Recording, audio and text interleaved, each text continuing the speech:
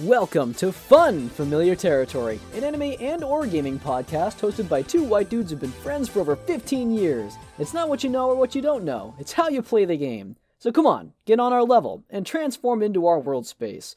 Our Funfamiliar Territory. My name is Grant. And I'm Brantley. Heads up, spoilers on the way. Check the description, see if you're safe to listen. Herman Melville, Moby Dick, 1922. Abridged quote, page 165 to 166. But even stripped of these supernatural surmisings, there was enough in the earthly make and incontestable character of the monster to strike the imagination with unwanted power. More than all, his treacherous retreat struck more of dismay than perhaps aught else. For, when swimming before his exulting pursuers, with every apparent symptom of alarm, he had several times been known to turn round suddenly, and, bearing down upon them, either stage their boats to splinters, or drive them back in consternation to their ship. Already several fatalities had attended his chase, but those similar disasters, however little bruited ashore, were by no means unusual in the fishery. Yet in most instances, such seemed the white whale's infernal forethought of ferocity, that every dismembering or death that he caused was not wholly regarded as having been inflicted by an unintelligent agent. End quote. Danganronpa V3 Killing Harmony is not an unintelligent work. It's competent, it's capable of tremendous and terrible things, and I am frankly extremely embarrassed to admit how much I like it. This stupid piece of media has had a grip on me for some amount of time. It's made a fool of me, honestly, and there are times where I just want to write off Kazutaka Kodaka and Team Danganronpa to just be hacks who got lucky. But I can't. I am wrought with the fear that I'll never be able to coherently describe to anybody why this game in particular works for me, and why I still like it even when it doesn't work for me. I don't know if I'll ever be able to give anyone a glimpse into my head like that. But there's no more being a coward. I'm not putting this episode off anymore. I am ready to be cringe on main, so here we are. I can't believe we've been playing Danganronpa for 3 years and I had to listen to that bullshit. I had to listen to you fucking talk about Moby Dick while we're about to talk about an anime game. God fucking damn. No, I actually was going through some of our old chat logs. We played Danganronpa V3 at the end of 2020. During the pandemic, it's been so goddamn long since we played it. Mm-hmm. But the worst part about it is I remember so much about it. I fucking hate Danganronpa, but I love it. It's not trash media, right? You're not watching some shitty reality TV show. You're watching someone. I mean, spoiler alert for what Danganronpa V3 is about. I guess who fucking called it? But no, this game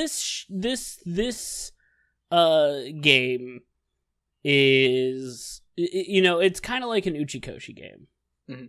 Right? And I know who's the guy that wrote Danganronpa? Kodaka. I know that they're friends, right? They're besties. They go to lunch together, and they make bad games together. But it's one of those things where you get emotional. You're like, oh shit, that's really good. And then a character is like, I'm gonna shove my dick down your throat. And you're like, oh, what? That's a thing you can say in video games? And they do. Danganronpa it's a journey that we have been going on these past 4 to 5 years. I don't know when we played the first one, but it was a while ago. And now we're here talking about the third one. Danganronpa V3, Killing Harmony, a game with characters. Would you like to start by talking about characters? Alright, so for those who don't know what Danganronpa is, go watch our first 2 videos. But if you decide that for some goddamn reason Brantley's Moby Dick speech made you want to listen to this one over the other 2, Danganronpa is a game about high schoolers that get trapped in a room, get trapped in a school or a place, and have to kill each other. The game works like this. If you kill someone and you get away with it, you get released from the proverbial prison, and everyone else dies. If you kill someone and get caught, you get executed. So the goal is to either find the killer or kill someone without being caught.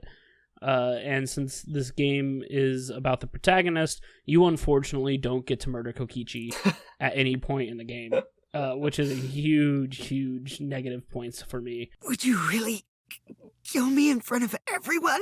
But what really ties the game together is not necessarily the killing game, but it's the way that the characters interact and how they can grow on you in ways you didn't expect. So we'll talk about some of the characters, but maybe we should kind of talk about the overarching plot of Danganronpa, but not necessarily talk about the plot as a spoiler. Yeah, I'd say this is normally we review anime in 12 episode segments, or less if it's like an OVA or something. This game was fucking long. Yeah, depending on how you play these games, this one's gonna be like 40 to 60 hours long. We're not gonna go through the whole plot synopsis. We'll go through case by case to sort of discuss things that go on in it. We'll talk about themes. Yeah, but mostly this is gonna be a highlight reel of what our takeaways from it were, rather than a comprehensive breakdown of what this all is. I guarantee there's people out there who have already made like an 8-hour video essay on every. That's not what this is. Extent. No, if we reach 8 hours on this review, you're allowed to kill me. You'll get the first blood perk, and you can do it scot-free. Yeah, the first one was pretty standard fare. Second one was in a video game. Third one is a reality show plot twist. But for the most part, the characters don't know that, and instead they are just kind of thinking that they have lost their memories and have been brought on to a killing game, which I believed was in space. That was my first instinct. Actually, my first instinct was that it was a reality game. Then I thought it was in space. Then it turned out to kind of be both. Yeah, because they have multiple twists throughout that continually sort of like contradict each other.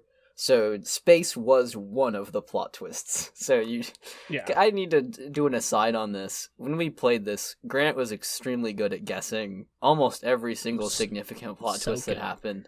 To be fair, I didn't guess that it was a reality show. I just thought it would be a really cool idea as a reality show. Mm-hmm. In my mind, I thought that would be very, very interesting. So I told you, hey, what if they did a Danganronpa reality show, which just so happened to be this game. I said that before we played this game. Mm-hmm.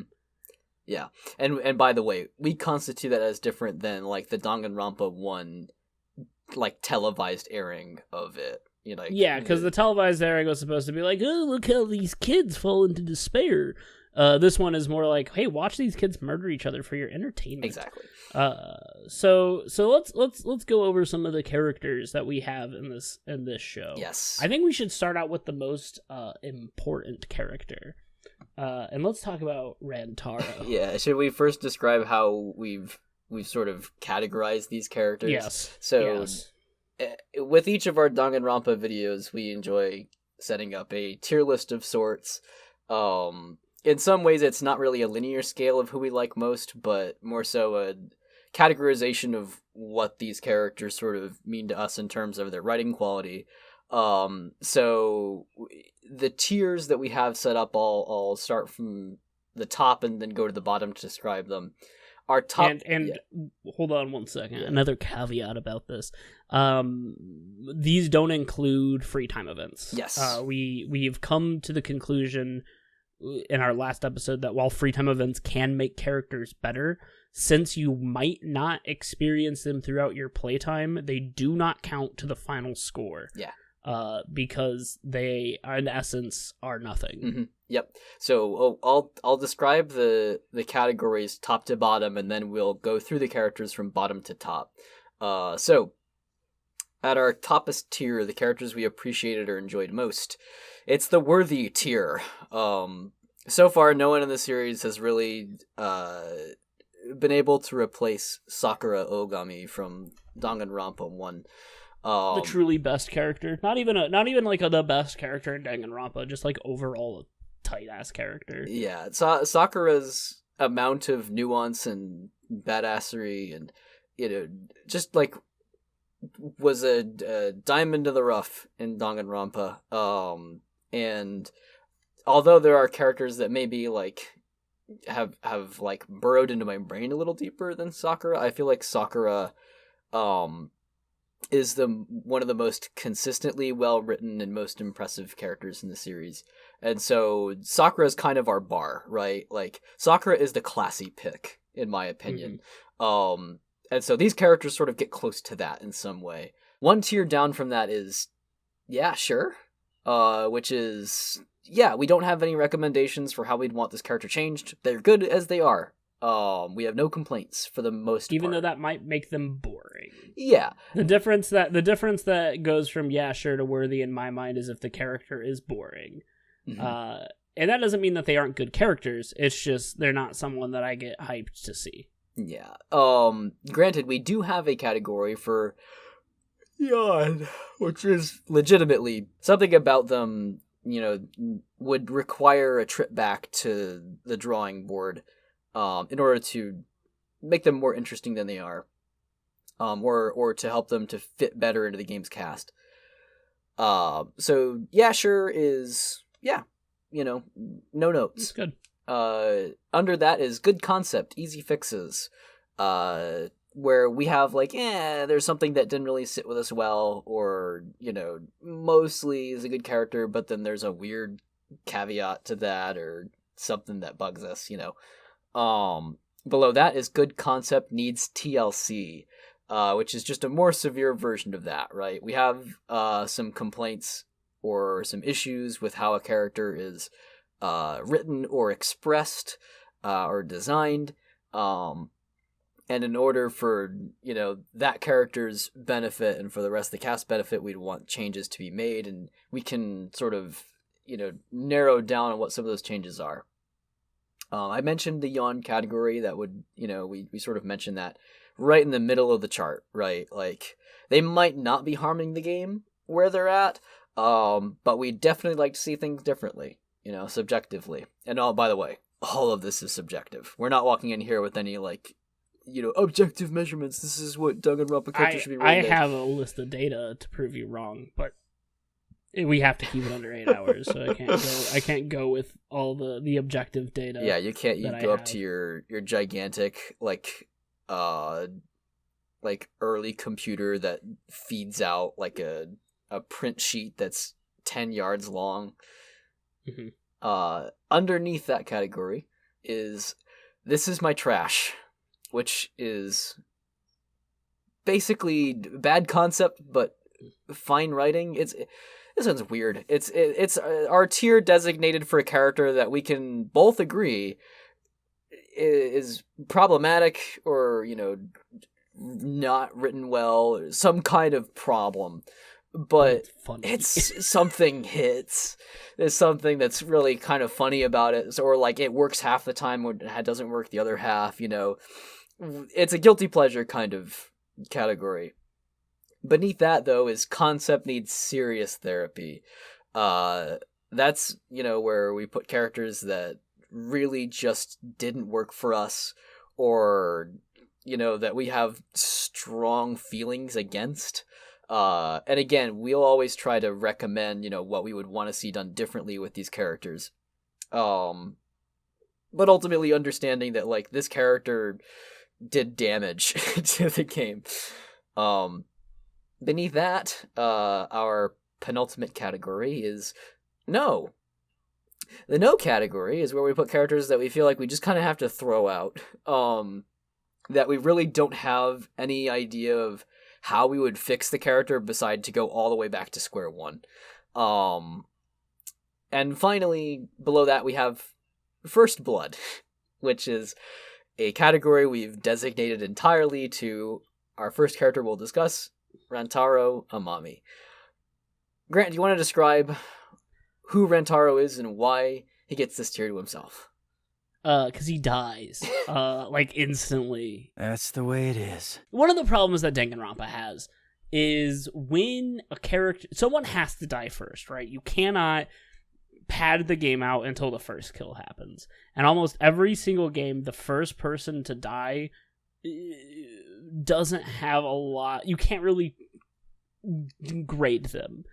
Rantaro does have a little bit of development post-mortem, but he's kind of there to be a mystery. He serves more as a MacGuffin than a character. Yeah. So Rantaro is the ultimate adventurer / ultimate survivor, depending on when you're looking at it. Mm-hmm. He won a killing game prior to this killing game, and because of that, he gets the ultimate survivor perk, which allows him to know some things about the game. However, in the first case, he dies, and you have to decide whether or not he is the murderer, or who murdered him. And I got that one on my first guess.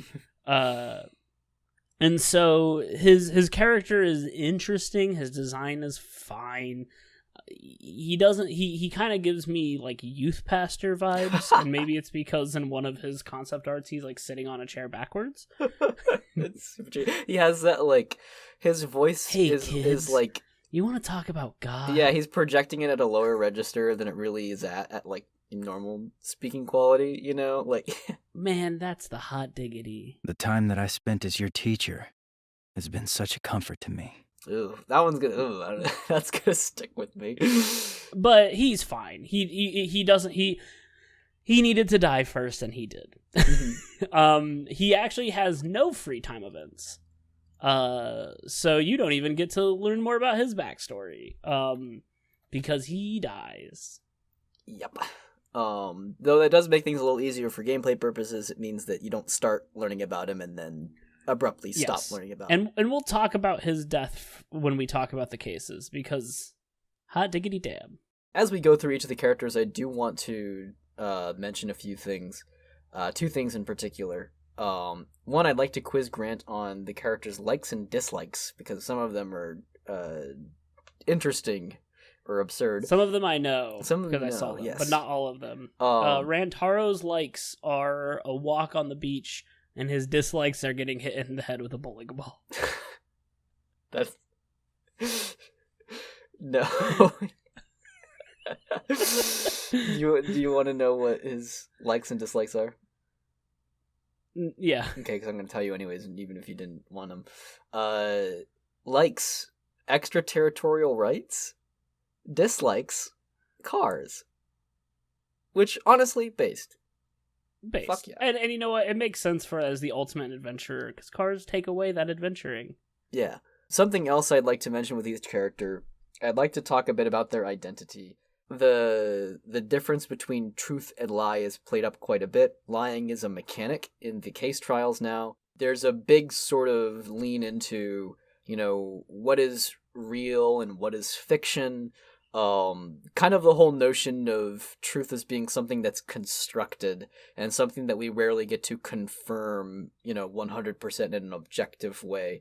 And with that, a lot of the characters don't necessarily have, like, a sort of pure alignment with their talent that, they're given.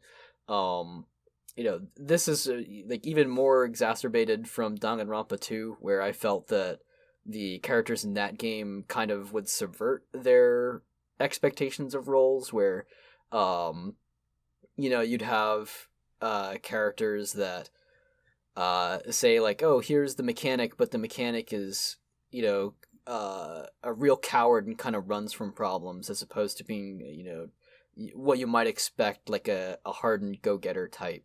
A lot of these characters, like, have either a hidden role or something about their identity is misleading or misinformation. Sometimes... Or they are just there to lie to you. Yeah. sometimes it's imposter syndrome.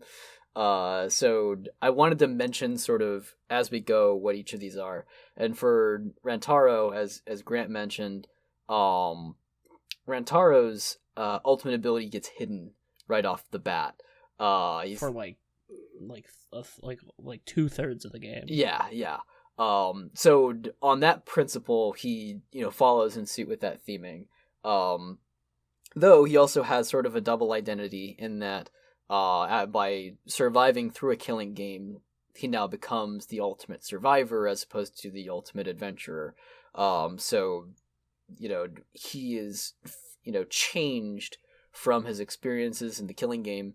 And with that, it raises questions of who is Rantaro really, right? Like, is he a fundamentally different person now that he's gone through this experience? Are these two things something that can be experienced in plural? That kind of thing. Anyway, yeah. Any other thoughts on Rantaro? No, there's nothing to have thoughts on. Okay, then let's step up to our next category. No!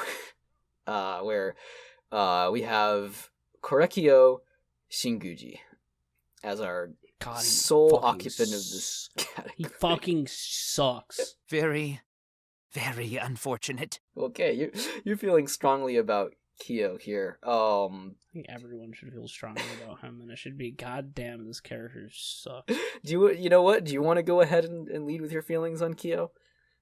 So Kyo has that shtick. Like, okay, so he wants to fuck his cousin. Sister. Or is it sister? Yeah, he wants to fuck his sister, who's dead and a ghost. He's creepy. And his entire murder shit that you have to talk about him is how much he wants to have sex with his sister. And it's very gross. And he's not fun to listen to. He doesn't have any interesting... there's nothing interesting about him, right? Nothing. It's just, it's me. I'm the edgy anthropologist. And it sucks. He's garbage. Fuck him. I don't have anything else to say about him. All right. Well, don't worry. I have lots of notes. I think I'm more forgiving of Kyo's character. God. I can provide a little bit... Oh, my God. I can say that after doing some... Oh, actually, you know what? Shoutouts to the people who put a ton of effort into running the fandom wikis for all the Danganronpa games, Oh, they're so in depth. Hot damn. Yeah, we're talking... You could spend hours just reading one character. Mm-hmm. It's incredibly in depth. It's going out to get information from interviews and things. And official guides and material. There's transcriptions of all of the free time events and other text from the game. So if you don't have the ability to play it, you can just read some of the game there. And that's been extremely helpful for us in sort of re-researching the game and everything. So shout outs to everybody who does this stuff. You make this so much more doable for us. Mm-hmm. But in those notes, something that they did with Kyo's concept, the whole sister thing he has going on is a reference to Showa era forbidden love drama.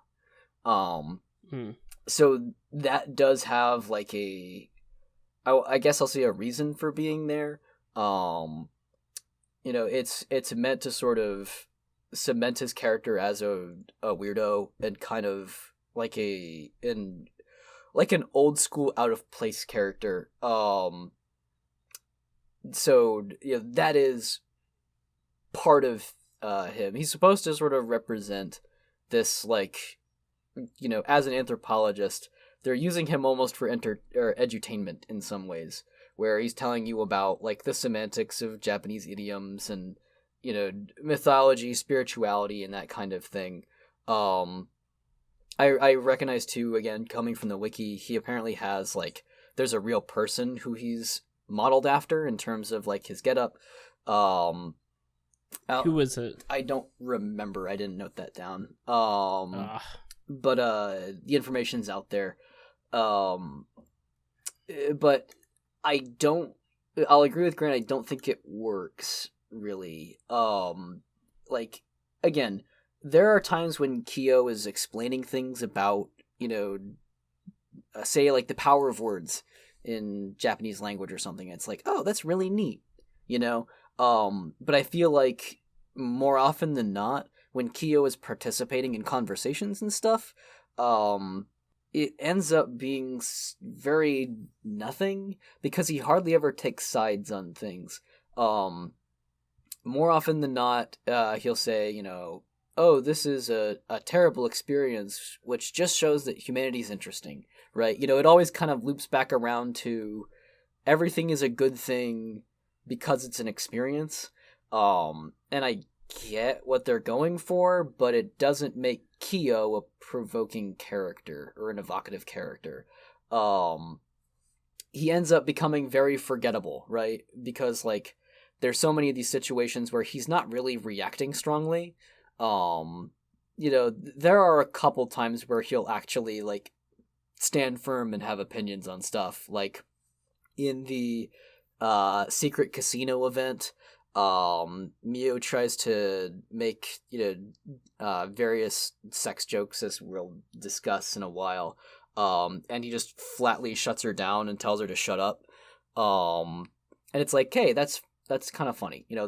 That is what Miyu's character and what YuGiOh's character should be, right? Like when he has those snap moments, then I think he's more memorable. But they are too few and far between.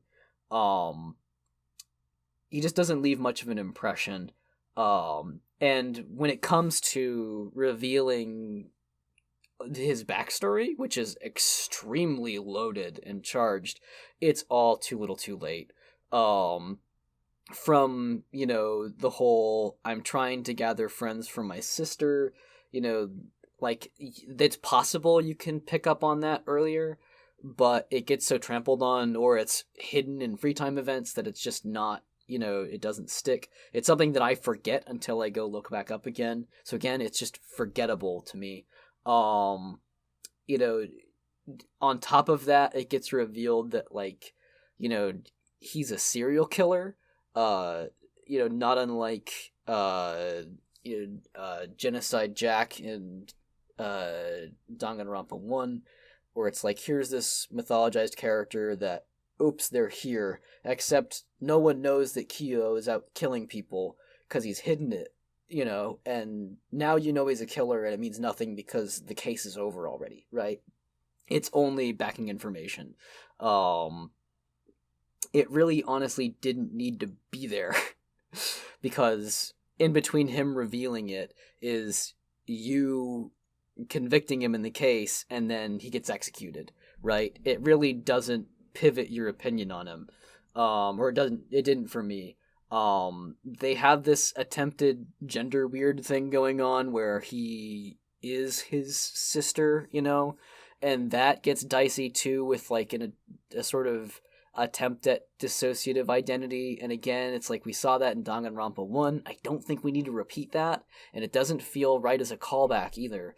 And it just kind of it feels vaguely offensive, like where it isn't like it just doesn't like maybe I'm missing out on details, but it just feels like this didn't need to be here. It doesn't enhance YuGiOh's character. I didn't get impressions from before that he was particularly feminine, even though some characters will call out to that. And even so, it only serves as a negative to his character in the end because it's meant to sort of abnormalize him, and I don't care for that. I wish that they would have communicated more about he and his sister earlier and actually factored that in, right? That might sympathize him better. And you read the free time events, right? Yes. Do they talk about the sister in the free time events? They do. He does with Kaede, which is interesting. Because he's essentially talking to her about, like, I would like you to be friends with my sister. And then she ends up dead. And then, this is kind of the grooming and killing tactic that he follows through on with later on Angie and subsequently Tenko. But it's well, I guess he ends up intending to kill Tenko. Angie gets in the way, and then yeah. But anyways, I just feel like his reasoning is really weak. I also get that it's a spin on the whole, make 100 friends motivation, but it's just too much, you honestly could delete so much of his backstory, and it frankly wouldn't make that case worse or make his case or his character worse. But it would simplify things a whole lot, There are other characters that have secret backstories that I think are done better, and we'll get there. But yeah, the sister complex, the serial killer aspect, if you remove them and instead focus on, like, things that are already part of his character, like his apathy for death, his interest in human observation and rituals, then you still have motives there. You didn't have to slip in a fake out, right? And honestly, I think the fake out is one of the reasons why he's in this category for us, because it so strongly didn't click with us.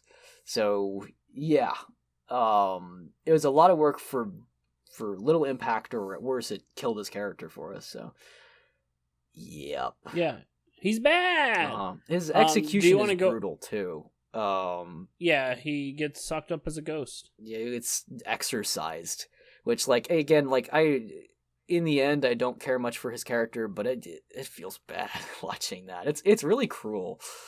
Yeah, some of this one has some really cruel executions, and we'll talk a little bit about that later. So what were some of his while we're here, we might as well go over the free time events. Yeah. So what are the free time events about? Yeah, so he does tell Kaede and Shuichi about his sister. I think this is a really good reason to suggest that Danganronpa's nonlinearity works against itself. There is a part where they make a joke about how he drinks and eats through his mask, but they just refuse to explain it, which is kind of funny, but also kind of irritating, because it's like, this game is supposed to be about explaining things. It's a case too where the mask hiding that, he puts on makeup to resemble his sister, it's like, that's one of those gotcha details at the end of the case. So it's like, it's pretty important that, we don't just hand wave that one. I don't mind that Danganronpa will hand wave things like, oh, Gonta is just freakishly strong. Like, sure, fine. That's a cartoony detail I'm totally okay with. But when, when it's just like, oh, Kyo can somehow drink and eat things without unzipping his mask, instead of just saying something simply like, oh, he turns around. Like, it's just like, come on. You could do better than this. Right. Right. I just, like, don't have the dumb plot twist at all. Again, that would simplify things. When you max out his free time events, he says he'd like to travel with Shuichi, which, on one hand, is kind of interesting. It's one of the more intimate free time results, but it also conflicts directly with his murder incentive, because, like, he is a serial killer, and he definitely, as early as Kaede, is thinking about who he wants to kill to add to, his sister's friend count, which is almost there. So it's like, he definitely wants to do that here, opportunistically. So there's no way he can actually go and, travel the world with Shuichi, because if he does this and succeeds, then Shuichi will get executed with everybody else if he succeeds in his case. And if he doesn't, he dies. So it's just kind of, like, weird that they'd bring that up. I think that they really overdid it with Kyo. I feel like he would have been a more effective character if they simplified things down a little bit and narrowed in, which maybe sounds weird when so much of Danganronpa's characterization is just stereotyping. But yeah. In terms of his identity, and, how it's not all it's, written out to be, I do think it's kind of interesting that his anthropological interests, sometimes waver when it comes to, like, the spiritual topics. In his free time events, he tries to describe what the difference is between, say, an anthropologist and a historian and a sociologist and that kind of thing. And so I think religion is one of those interesting ones that butts up against it. I honestly think that I would have liked to see he and Angie interact more closely, because Angie is so spiritual and YuGiOh is like, pretty adamantly, like, he might study those things, but like it's always through like the mythological lens or like curiosity bound, that kind of thing. I would like to see if maybe some of the, that's being picked at from the corner. But yeah, maybe again, I might be giving YuGiOh's writing too much credit. Also, there is a really good throwback though with YuGiOh that I don't think you mentioned. Okay, what's that? He's voiced by Todd Haberkorn, yes, which also voiced our last person we put in the no category. It's true. Todd taking 2 L's voicing characters in this game. Oh, poor Todd. He does a great job voicing. Oh yeah, no, he's great. But goddamn, did they give him just the absolute fucking worst? Yeah. Yeah. Additionally, he has his identity as an ultimate anthropologist is kind of undercut by his other identity as a serial killer, which according to the game, he has to have a body count in like the 90s at this point, because it suggests that he's very close to reaching that 100 friend count for his sister. So, really, like, he's almost as much of an ultimate assassin as Maki ends up being. So, yep. Likes and dislikes. Do you want to take a guess? Likes dirt. Dislikes technology. You're so close. Likes straw ropes. Okay. Dislikes air conditioning. You know what? I'll fucking take it. That's right. In one of his free time events, he talks about how when being introduced to some homes, it's proper manners to get tied up first and then brought in, which is another one of those creep factor things. Again, could work. In some ways, I think his character would have worked better if he was more creepy more often. But instead, it ends up being this bland kind of, ooh, humans are interesting kind of thing. And it just doesn't land in like a special way. Okay, we're done talking about YuGiOh. Move on to the next one.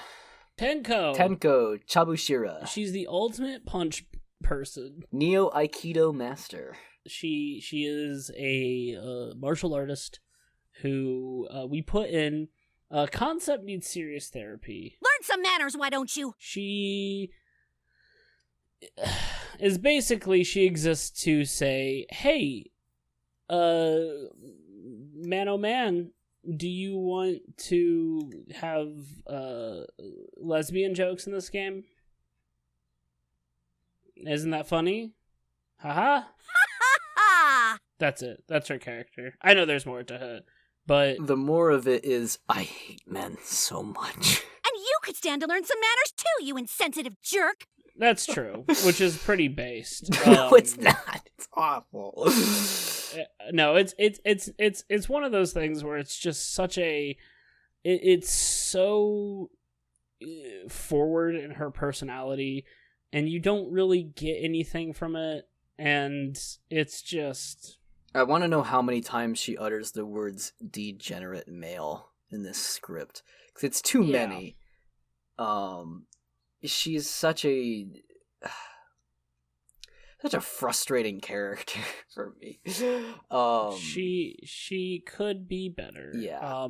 And that's kind of the problem with this, is that she doesn't really. She exists to yell at you, and to be mean to you, and to just be terrible and rude and obnoxious, and to serve as a catalyst for another person's character development. Yeah, she really is that. She basically is just a fulcrum for Himiko's character development. And I wish that as a result she didn't have to be a nothing character, but I kind of feel like she is. She's kind of this game's Akane, from Danganronpa 2, where she's just extremely one note. She's kind of thick-headed, and when they actually start developing her, it's too little too late, kind of like Kyo. There are positive qualities in there, I like that she's assertive. I don't mind that, she has like a bias against men. I don't mind that, she's very openly lesbian. That's cool. But they kick these things up to 11 you said obnoxious, and that's honestly the best way to put it. She's constantly interrupting things in a way that doesn't help. She's one of the, I would say, like, least useful characters in terms of like organizing the group or getting things to happen. Like, she drags things down, and whenever she's like on screen and shouting, it just kind of feels like, oh, okay, skip through it, right? She's kind of exhausting to have as a character. Like, again, like, I think there are things that can bring value into the situation, like the fact that she has, combat ability, then, that by some default amount makes her an interesting character, in that, like, she's a more viable murder suspect, right? The fact that she has, like, an exercised ability to fight people means that she's more of a threat, and so you have to take her a little more seriously. But she's so incompetent that also conflicts with itself immediately, right? She constantly will leap into a situation and make some big accusation or assertion, and then someone will shoot her down and she'll get freaked out about it, which is kind of like Mew in a lot of ways. But the difference is that Mew's funny. Yeah, unfortunately. There's a lot of things in this where I'm just like, man, this sucks. Man, it's funny. Yeah. Unfortunately, Tenko didn't have that effect on me. She's just a nuisance, and she doesn't connect well with any of the other characters.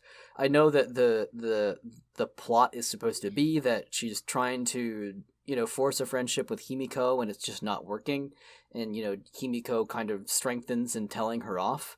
But it takes too much time for her to actually start acting like a human being. And until then, she's just like a talk box of the same lines over and over again. She becomes very predictable, and that's terrible for a game like this, where already characters are boxed up by their ultimate talents. It doesn't help that she's like the lesbian representation in the game, and it's extremely playing into like essentialist stereotypes of like, I'm a lesbian and I hate all men are degenerates, all women are queens, and then the step further from that is that she doesn't respect Himiko's boundaries. So it's like it's like the worst predatory lesbian stereotype they could drum up, and it doesn't do her any service at all. I guess, like, if it was up to me to try to fix Tenko and her writing, I think I would want to pivot her to start orbiting around the cast more closely, like, and sort of desperately, like, if they really want to lean into this whole, like, she pushes too hard on Himiko and Himiko pushes her away. Like, we have an opposite sort of situation from Danganronpa 2, where Mahiru is very doting on Sayonji. Then I would want to see that hit her ego more hard earlier, as opposed to waiting till like case 3 for it to actually start having an effect. I'd want her to simmer down a bit, and honestly start to try to connect with people more closely. Again, you might get this in free time, but her free time events are not very good either. What are they? Give us some talk about them. Okay. So, in her free time events, it turns out that Tenko admires Himiko because she wants to become a magical girl performer, you know? Like, I think what they mean kind of is like the, like, stage performers, where they'll have stage shows for, like, you know, Pretty Cure or, things like that, you know, like they'll have a little, like, Sentai show where people are up on a stage and they perform, you know, and so, like, that doesn't come off at all in her, you know, in her main game, which is fine. You know, it's okay for her to, like, trust you with that secret in those free time events. But it would be great to know, you know, that it's not just that she, like, is attracted to Himiko, but that she, like, sincerely admires her for some reason. And honestly, that says a little more too, that, like, she's like, oh, Himiko's a performer, I want to be a performer too, so I want to be like her. When in reality, Himiko's not a very good performer herself, right? Like, she's... Oh, that's not true. Well, she's incredible. Yeah, but, like, she has, like, the... Not in a traditional way, right? What Tenko is thinking of is, like, you know, bouncy, upbeat, you know, it's kind of what she already is. Whereas Himiko is a totally different type of performer, right? Like, you know, she's not changing her charisma at all when she's up on stage. You know, she might be a little more confident and more outspoken, but she still has, like, her bored tone of voice, you know, like, and that kind of thing. So, like, it's maybe indicative of, like, this potentially cool character moment where she's idolizing Himiko without really understanding who Himiko is. And because they can't set good boundaries, Himiko pushes away before they can have that opportunity. Maybe one other thing that's valuable out of her free time events is that she has a boatload of self-hatred. So, which you don't see in her character. Yeah, you know, she has a really problematic relationship with her master, who, you know, she says invented Neo-Aikido with her.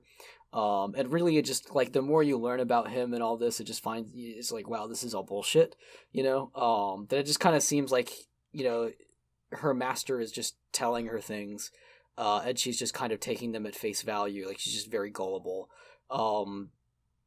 And so, like, you know, for instance, it doesn't ever occur to her that her master was a man, and that didn't bother her, right? Even though that guy would tell her, like, you know, yeah, all men are terrible, all men are pigs, that kind of thing. So, like, total lack of self-awareness in that. But then, like, also, you know, sort of the thing was like, well, you know, it's the reason why, like, she thinks males are degenerate is that, like, oh, they don't have this kind of discipline or, like, self-hatred that would reform them better. So clearly it's like she's projecting, right? She really doesn't like herself. With Tenko, her identity, like, truth lie thing is that Neo-Aikido isn't a real thing, right? It's like, it's a construct that her master came up with on the spot, just seemingly to sort of appease Tenko. Which, hey, that says something about, like, you know, when does something become real, quote unquote? You know, how many people would it take to practice Neo-Aikido before it becomes a thing? Can it be a thing when just one person practices it? Who knows? And I'm sad that doesn't get resolved. Without those free time events, she kind of just, like, dies sad. Which is just really kind of unsatisfying, right? Like, again, from, like, the 100-foot view, when we're done with the game, we can step back and we can see how she aligns with the cast. Then things make a little more sense. But as it is right now, it feels more like she's just slaughtered for the plot, and I wish it wasn't that way. Yep. And that's kind of how that's just how it goes sometimes. Yeah. It's one of the problems. It's kind of like how Rantaro, right? Where Rantaro, well, it's different, right? Rantaro someone needed to die first. Rantaro dying first does mean, like, all pooey. We don't get to know about this youth pastor. But Tenko dying doesn't really add much to anything. I don't even remember who killed Tenko. It was YuGiOh. Oh, that's right. Why did he kill her? Oh, because love. Yeah. So, yeah, he was looking for the female characters to kill and was deciding who was, a rightful candidate. And so he was setting up to kill Tenko, and then Angie stumbled onto him, like, setting up essentially the mechanisms to kill, and so just to be safe, he went ahead and killed her too.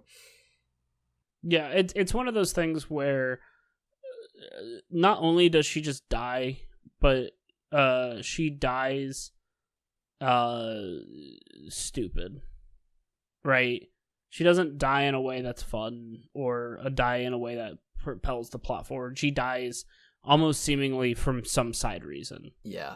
If I remember correctly, I feel like she starts steering differently when, like, Angie's student council gets created, and, like, obviously she's on the fence about, like, if I try to join this thing, then I would have to be buddy-buddy with Angie, who Himiko is more aligned with right now, but it would also be my only way to get closer to Himiko. And so she has to reassess whether or not she's willing to, like, do that, right? And in that sense, it's like, okay, she has to admit to herself, what is Himiko to me? Am I actually interested in her interests? Am I interested in her? Or is she some superficial thing to me? And so there is tension there. But again, I feel like you see the effects of this too late. I wish that she had cooled down a little earlier in the plot. It feels like too abrupt of a shift. And again, this is coming from memory. We haven't played this game in many years. So please don't crucify us if it seems like we're, making reaches every now and then. But, yeah. Oh, hold on. We need to do likes and dislikes. So, you want to take a guess? Likes women, dislikes men. Close. Likes nunchucks, dislikes men. Nunchucks and women, same thing. Yeah. Wait, why? So let's talk about, this is our trash.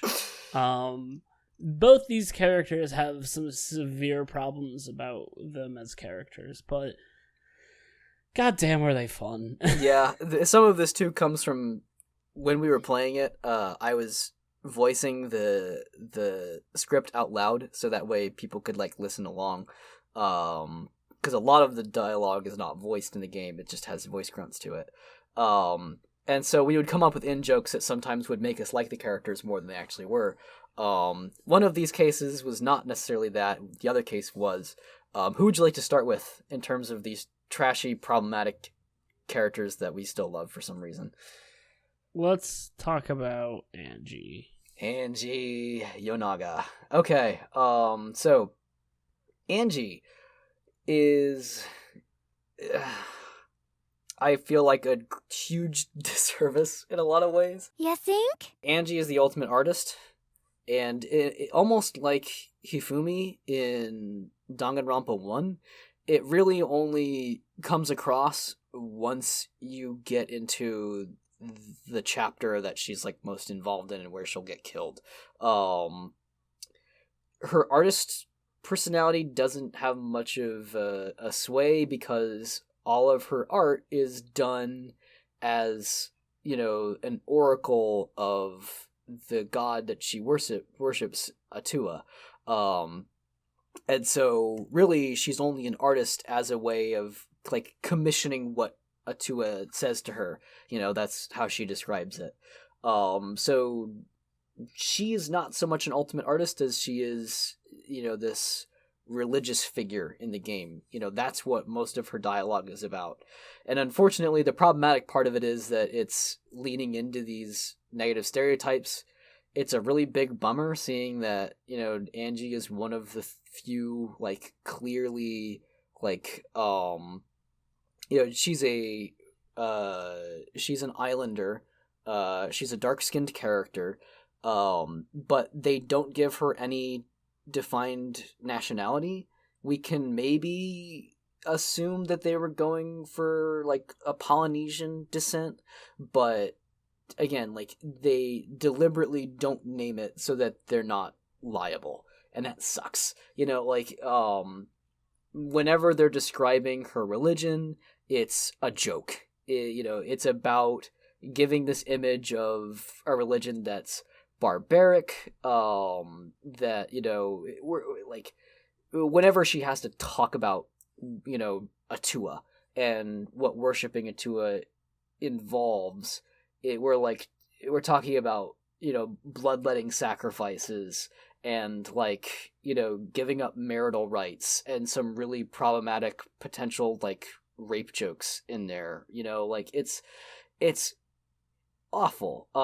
There's talk of, like, you know, climbing ladders and having a point system, which is very, like, cult Scientology-esque, you know, and so, you know, in all of this, it's only, you know, substantiating her religion as this, like, unreal sort of thing.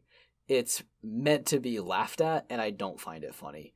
You know, like, I am not someone who's religious, but again, the fact that we have, like, you know, here's a person of color whose identity is entirely about this, and they really don't ever put any work into making it, like, rational in any way or, like, likable.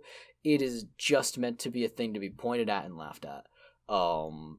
It's pretty horrid. It doesn't work. But what did you think about it? It's trashy. It's not fun. But goddamn, is Anji just a ball of sunshine and is fun to listen to. Yeah, that's where it swings around.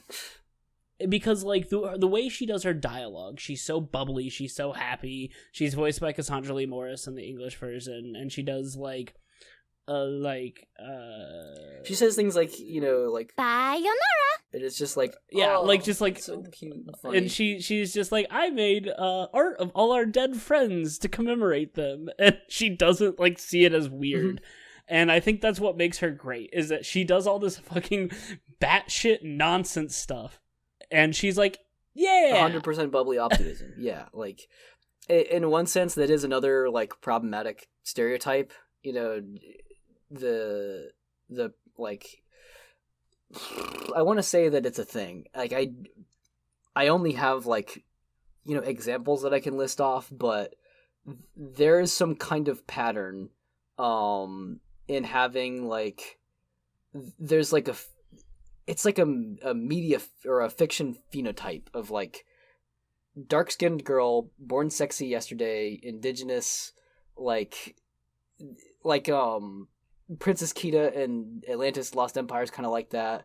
Kaola and Love Hina, Taro and Sayonara Zetsubo Sensei, Elena in Street Fighter 3, you know, the main girls in Gargantia on the Virtuous Planet. It's like, there's a type there. I don't know if there's a name for it, but it feels like she's a stereotype, you know, like, it's like, hey, it's this Right. indigenous girl who's happy all the time, and she's wearing, you know, she acts exotic, and she's not wearing that much clothing, and, you know, it's like, it's just like, yeah, I know this character type. I wish that she wasn't reduced to that. But She does start a revolution to try and save everybody. yeah, but even that gets played up as a cult thing, right? And that's where Angie is right. on that fence for us, right? Like, Right. on one hand, she's, you know, got really good intentions. On the other hand, they play it off as a cult almost immediately, right? On one hand, she's super optimistic, and that has a really solid place in the cast. Like, I really don't have any recommended changes for her personality. But also that kills some nuance. So, like, that's really it, right? If she was just a little bit more nuanced, she'd be great. And once again, that's kind of the thing about Danganronpa. Nuance doesn't really exist in the main game. Yep. But what about the thing, the free time events with her? Do they enter some good old nuance? A little bit. It's not much, but there is at least a little bit of sway into the idea that, like, essentially challenging the idea of what Atua's desire is, you know, because she's an oracle of Atua, and she'll insist that she only does what Atua says. In a way, it is just her own desire, And so by the end of her free time events, she's kind of willing to see her desire as her own and not necessarily just something of Atua's, to kind of flip it on its head. But mostly it's played for gags. It's kind of in the same range as Tenko's cognitive dissonance with her master being a man, where you're close to a breakthrough, but they can't actually do it because then it would fuck up the actual linear narrative, which is, again, a really great reason to not do it this way. But, you know, yeah, it's one of those things. I want Angie to be treated so much better. I want her to be treated much more sensitively in the writing. But goddamn, when we played through this game, we riffed her character into a more comfortable place. I think we did that work for the game. And that honestly is what sticks with me most. Yeah. We had such a fucking fun time just listening to anything Angie said and, like, using her little phrases on each other. Like, that is why she's in the "this is my trash" category, right? Like, unlike a character like Tenko, I wanted Angie to be around. You know, I wanted her to be involved. And there are some times where, like, you know, as you mentioned, like, you know, her being so, like, you know, one note upbeat can be used for things like, you know, oh, she'll say something morbid, you know, the way that she's, like, very okay with death, while being super bubbly, I think works better in a more memorable way than something like YuGiOh, where YuGiOh is not bothered by death, but he also just flattens everything into humans are interesting, and so it doesn't really go anywhere, right? With Angie, at least there's a contrast, right? She'll say morbid things, and, like, her facial expression might change a bit, but ultimately, like, she's still saying it in this, like, you know, positive kind of way. Or you know, she might do a bit of finger wagging while saying something along the lines of, you know, you're going to get, you know, divinely smitten for being a heretic. You know, like, oh yeah, oh Angie, likes and dislikes. Angie. Oh wait, what's her free times? Did we talk Yeah, about I that? just mentioned that.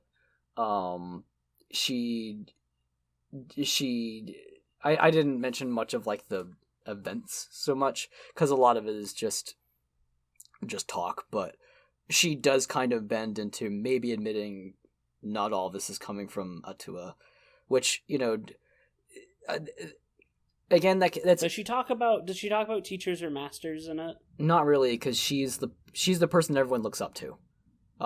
It's kind of hinted that maybe that's fucked her up a little bit, you know, that, like, you know, she has, like, a lot of authority, even though, you know, all of this is on the premise that she's supposed to be getting this from a divine source, right? And so, like, there's some hints as to her being uncomfortable with that. But again, it's so shallowly written as to not disturb the main plot that it doesn't go much of anywhere. In terms of her identity, as I mentioned, you know, although she's the ultimate artist, really, like, her affinity with Atua is a lot more prominent.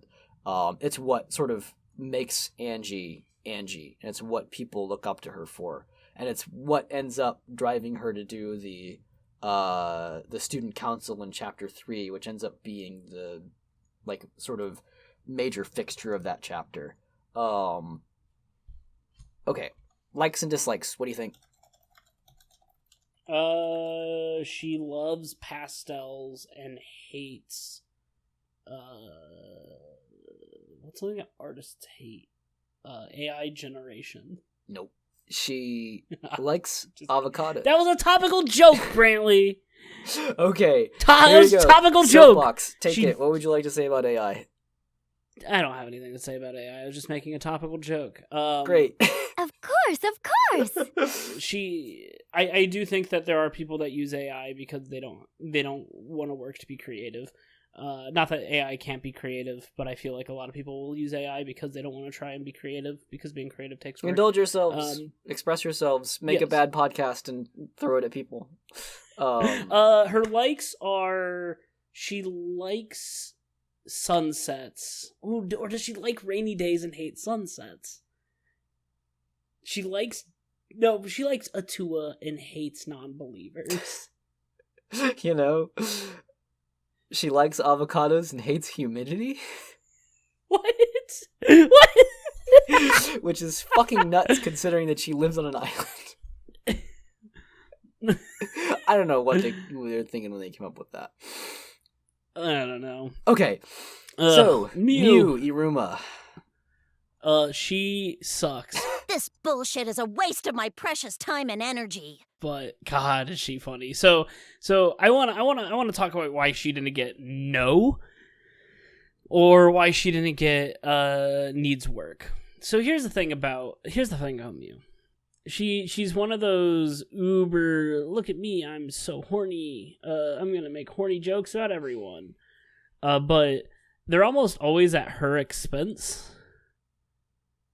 And she's almost always the one that makes them. So it's not like someone like if we look at Mitan, the ultimate nurse, right? She was always like being sexualized by outside forces, and she didn't want it. Right. Mew always tried to be like, "Hey, look at me, I'm sexy," and everyone would be like, "You smell like shit," and she'd cry. And it's just it's almost like the like a dingy or like a power type character from Chainsaw Man, where it is just she is the butt of every joke and she brings it upon herself. Yeah, you're foul. Be gone. Yes, she is foul. She is terrible, and she is just another person that's really funny, right? Like she is trash, right? She is the ultimate mechanic or inventor or engineer, and she has some pretty cool stuff she does throughout the show or game, whatever the fuck it is. But ultimately she is a sex joke, but not a good one, and that's fun. Yeah, she's all bark no bite, and I think that's the biggest differentiator for whether or not you're gonna like find her amusing. That and where her jokes are directed at, as you mentioned. So like in my case, like when she tries to make some self-aggrandizing joke or just talk broadly about sex and it fails, then that's funny. But when she's like directly harassing people, then, or like they're doing the thing where she's very easy to turn on, that's where it just is insufferable and I hate her. And both happen, and I would say probably about equal measure. And so it tips back and forth a lot. There might be a world where you could consider Mew a sex positive character, but I would not consider her that. But I do feel like enough of it. She's a sex negative character, but in a funny way. Yeah. I really honestly think for her to work, you have to be in on the joke that she's not competent and she doesn't have game. The fuck you just say? Which is funny. Yeah.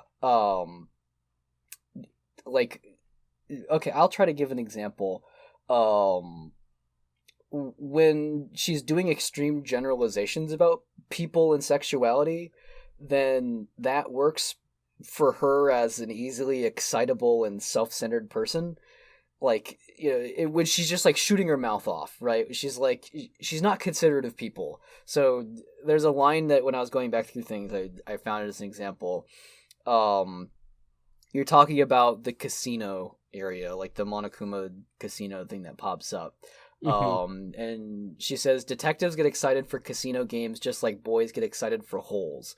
It's so low effort. It's so low effort and it's so unfunny. Yeah, and it's not pointed at that anyone. it becomes funny again. Yeah, right. It's like I don't know if you've seen Superstore. I know you've seen quite a bit of it. Superstore. There's a character in Superstore named Janine who constantly is like, I'm a little bit of a wine whore, and everyone's like, shut up, Janine. Yeah. No, you're not. Right? It's like that. She's trying to like make people think she's this edgy, like sex positive person, but she's also just kind of a loser. Yeah. Where it doesn't work is stuff like her free time events with Kaede, where she's like, making these like harassing comments to her, like about her chest size and stuff like that, where it's just like, it's not funny and it's like clearly crossing a line. And it's like, so them getting mad back is not like you're being stupid, it's like you're offending me. That's where it stops becoming funny. When the character striking back at Mew isn't about shut up, you're lying, and it's about shut up, you're being a horrible person. Like I think that's the difference there. There's also these weird out of nowhere drug references. Like, one of the first things that happens when you meet her is she's like trying to find something to get her fucked up. It's literally something along the lines of like, where are the drugs in this place? It's like, come on, like, and I'm not a narc by any means, but it's so rarely used. But she sounds like a narc. Hey kids, what are they putting in this Gatorade? Alcohol? God, Liquor? I need some more of this more Smirnoff vodka and my Arctic Blast Gatorade. You kids know where to get crunk in this party. But she's great for that, right? Like that's the thing that makes her fun. Yeah. Is that she's kind of stupid. Yeah. It's a problem when she's being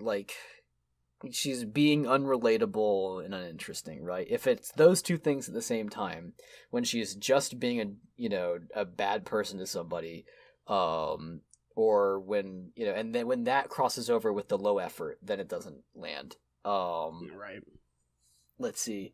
Other notes, I know they didn't want to redeem her too much before making her a murderer, but I do wish that they did a little more softening up with her and Kibo.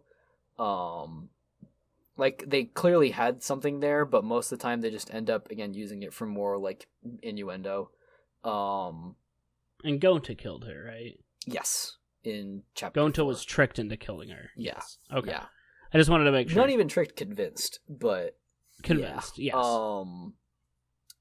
yes. Yeah, I feel like if we wanted to redeem Mew, then Kibo could be something in that vein, because Kibo would be both a project for her and also a person, and so I feel like that's where she could sort of face her whole, like, her social issues, right? Like, in her free time events, Kaede notes that Mew's kind of looking for someone to argue with, but, with the way she can't take criticism, I feel like it doesn't really stick. Like, I know what they're going for, but her character does not act like that through the entire game. It's just something isolated to those free time events with Kaede. So, when, say, we shift to her and Shuichi,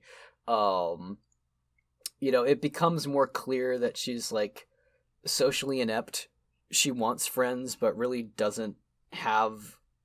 She hasn't really figured out that people are people, and that they have their own interests in things, She just kind of makes assumptions of people. She lumps them together. And that then sort of is the lock and key to understanding why she makes these wild accusations about people, right? It's because she doesn't actually, think anything of them. And so in that sense, it's like, okay, that free time event sequence kind of does help a little bit. It's not enough, but it's something. They also do almost immediately ruin that by the way that they ended off. So the progression of her free time events, she ends up revealing that her identity as the ultimate inventor is a little bit, like, unearned, not a little bit, a lot, I should really say, because like she got in an accident, woke up from a coma, and then she was a genius. And so it's like, oh, now that she's been launched into this role of being able to, make these wild inventions, she's making all these things that aren't helpful to anybody and that no one cares about because, again, she's been thrust into this ability and she hasn't yet figured out that people have lives that they live and they have needs and wants. She doesn't listen to anybody. She doesn't talk to anybody. She just makes stuff because now she has the capacity to do that. That's interesting. It's something. It is interesting. But they also need her to be a killer, so they can't take it anywhere. Right? It just kind of, in the end, she just kind of grows on Shuichi, or in reverse, I should say, Shuichi grows on her. One cute thing they do in her final free time events is that she decides she's going to cook something for Shuichi. She's going to make food for him, because that's not something that, her genius inventor skills allows her to do easily. She's going to do something from scratch, right? Then they fuck that up immediately because she puts some of her hair in the pie that she makes him, and she puts her fingernails or toenails, one of the two, in the cookies that she makes, and some of her blood is in the chocolates. It's like, that's too much. Fuck's sake. Yeah, but awful. That's Mew, right? That's Mew. Yep. That's Mew. Yeah. Likes and dislikes. What do you think? She likes robotics. No, she hates robotics. She hates Kibo. No, she's into she Kibo, likes but like in a weird, frustrating way. In a weird way, yeah. She likes the internet, and she hates being told what to do. Okay, so her likes are children's television. Oh? Dislikes, taking it easy. The fuck? Yeah. Okay. None of these you can guess. You can't guess these. If at some point you're tired of guessing, I'll just tell them to you. No, this is really fun. In fact, let's talk about some characters that I researched. Yeah. You had the bottom of the barrel. Let's be real. I had Rantaro, and that's about it from the bottom of the barrel. So who is next? Let's talk about Kibo. He's a robot. He's a robot who is like a 2010 like caricature of a social justice warrior. Incomprehensible. Yeah. He like talks about like if you talk to him, he always like mentions it's a microaggression. That's robophobic. And it's like it's kind of funny because it's such an old like stereotype, right? It's like I guess 2012, 2014. But this game came out in 2017, so I guess it's not as old. But it's very funny to listen to him be like, hey, you can't say that I'm a robot because I'm actually a robot that is kind of like a human, so we're more alike. That's robophobic. And it's just like, okay, Kibo. He's kind of like the goodest good boy. He just does things. But what is really interesting is what has to do with the twist that we'll talk about after we're done talking about characters, because it's just how we feel about the characters. One of the things I like about him is that he's the ultimate robot, but he sucks. like he sucks at being a robot. In a lot of his free time events and in the game, they'll be like, Kibo, can't you use your ultimate robot powers to do this? And he's like, no, I can't, because I don't have that programmed into me. He can play like CDs, but not like he doesn't have like Bluetooth or anything. He talks about in his free time event like his things he can do, and it's like he can breathe hot air like a person, and I think that's funny. The reason he's the ultimate robot is because he's very human, which is cute. But in the main storyline, he's just like he doesn't do anything. Like he's so antagonistic to everybody that he's rarely like there. He's kind of on a hair trigger. Yeah. Which, when he's not, I think he can be fun. It's just that the problem is that the way he reacts it's always the same format, and so and that's, again, I think that's been a running complaint with all of our Danganronpa reviews, is that when a character has some staple reaction to things, it's just your mileage is going to vary on how much endurance you have for it. Yeah. Yeah, he's not great, but that's kind of fun.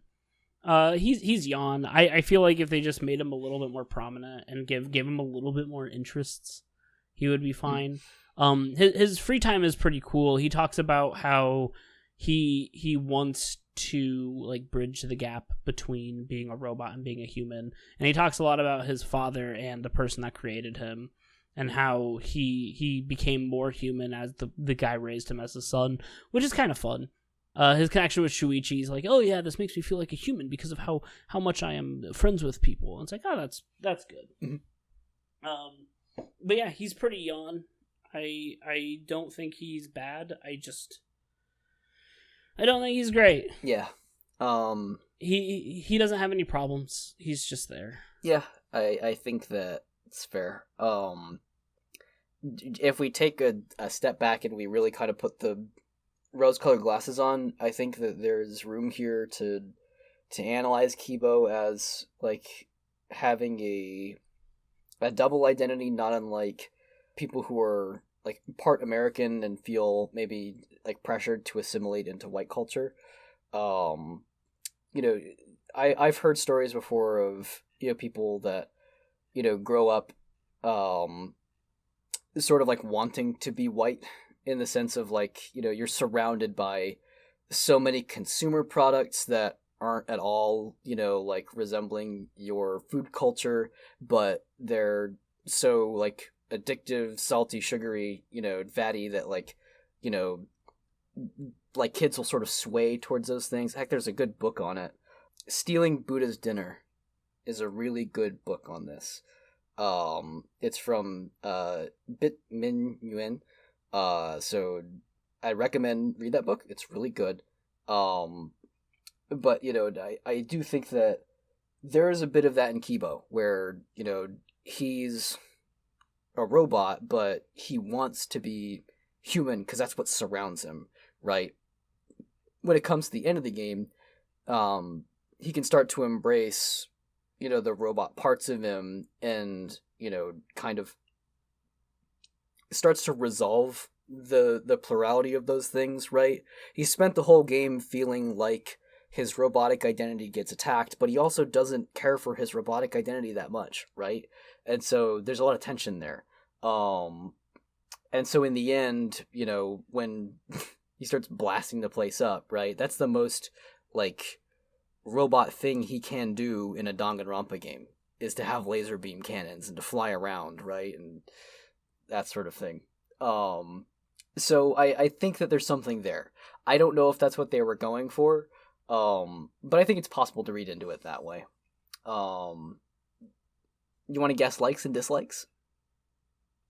He likes classical music and hates the alt-right. Okay, don't overthink this one. He likes robots and dislikes humans. Closer. You want to give it one more shot? He likes... I don't know. I'm done. I can't. He likes 100 to 240 volts. He dislikes vending machines. Good. Good. Oh, YuGiOh, you fucking joke, you. Okay, next. Yippee! I've been waiting for this! Oh, it's Kokichi. Great. It's him. It's my least favorite character in all of Danganronpa. You would put him in the yawn category? Yeah, because he's just a worse, like, he's a shit starter character, but he's the worst shit starter character. Mm-hmm. We should talk it out more. He's so goddamn boring as a shit starter character because he doesn't have any redeeming factors. He's just like, I lied. Oopsie whoopsies. I fucking lied to you. Ha ha ha ha. I'm gonna kill you. Just kidding. That's another lie. But is it? It's like he's a lie wrapped in a lie wrapped in a lie wrapped in being fake, and there's nothing redeemable about him. At least the lucky guy. Who's the lucky guy? What's his name? You have to know his name, his Grant. ass. This is the test right now. Komaeda. Yes, Nagito Komaeda. the fingers in At his least ass kid. At least Komida's fun, right? At least he's like this self-hating, like, I'm so useless, but y'all are so cool. I'm gonna test you based on that. Like, he has something going on, right? Kokichi's just like this snot-nosed kid who just needs to be punched, but he never gets anything, right? Yes, he gets fucking squashed by a machine. That's a little something. But, like, he gets squashed by a machine for no goddamn... Like, he's just like, I'm doing it for something, right? Like, I don't know. He's just not that interesting. I get what you're talking about. He's not a mastermind. He doesn't have anything planned. He doesn't, like... The entire game, I was waiting for something to happen, right? I was waiting for him to be like, I've actually been orchestrating some secret stuff. I've actually been doing this, but nothing happens. He gets to do one thing with Kaito at the end, but it's barely that. He does get shot with a crossbow, though, and that's pretty cool.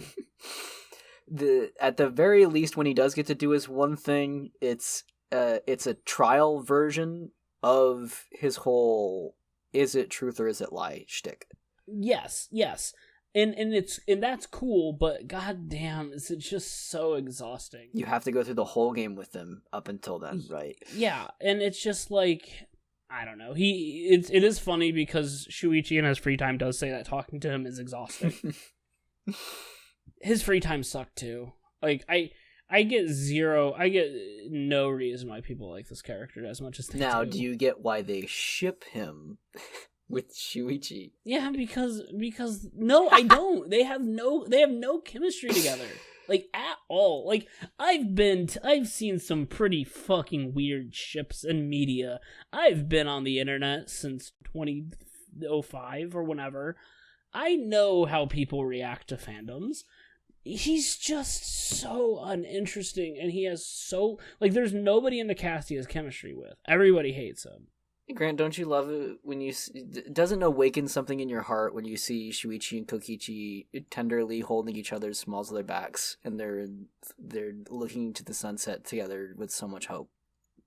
That doesn't happen, does it? No, it's but like it's the kind of fan art I've seen, right? Yeah, it's so weird. I think people just like him because he looks like a fucking uwu, dumb, edgy child. He's got that tweak energy.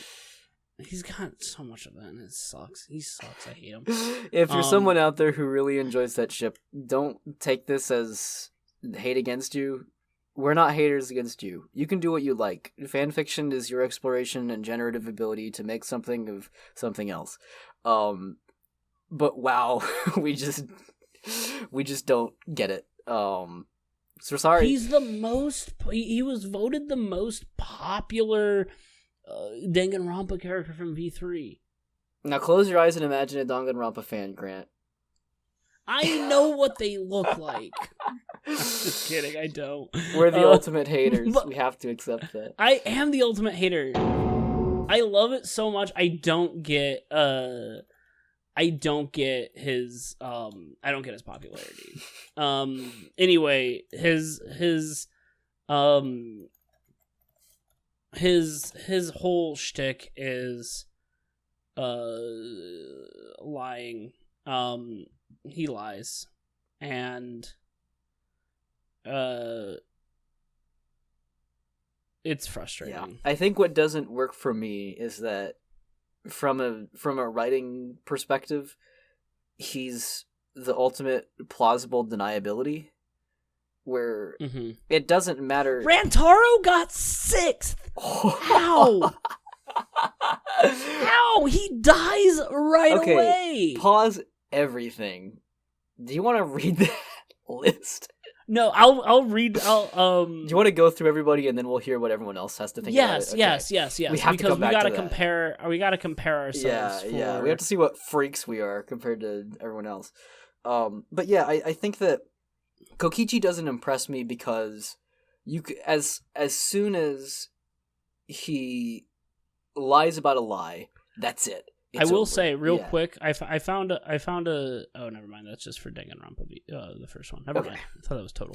Anyway. But yeah, as soon as he says, oh, I lied about the lie, and then, however many layers of that you might go, you can just pick what you want to feel, right? Oh, man. You guys got me. You can always just say, yeah, Kokichi always had good intentions. He was always one step ahead of everyone else.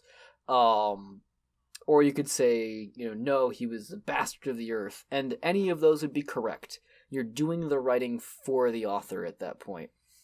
And I'll admit, Chapter 5's trial is extremely interesting for Danganronpa as a narrative that shifts towards, deconstructing systems of oppression.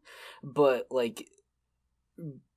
aside from that, as a character, Kokichi irritates me because you do the legwork for him as a character, right?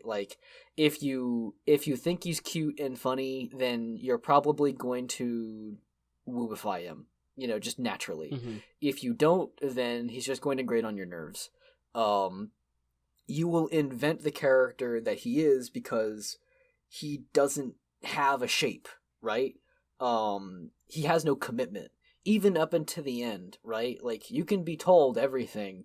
We could even get authorial intention, right? We could get, if Kodaka or someone else on writing staff were just to say, yeah, this is what he wanted, this is what he was thinking, then it doesn't matter still, because, the authorial intent is so much, it's destroyed by the character's concept, which is that, nothing is real until it is, until it's not, until it is, right? And that feels flaky to me. It feels like a cop-out. And the problem is I don't think that, again, even if they were to put their foot down and finally say this is it, or do you believe it?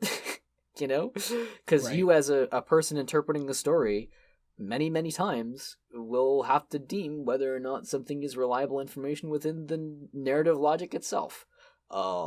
If the writer says that Kokichi acted in a way that you still don't believe, then we're back to square one and feeling that no, Kokichi just wasn't like that, or Kokichi was indeed like that, right? He's a figment of your imagination, and for that I find him to be easy and boring.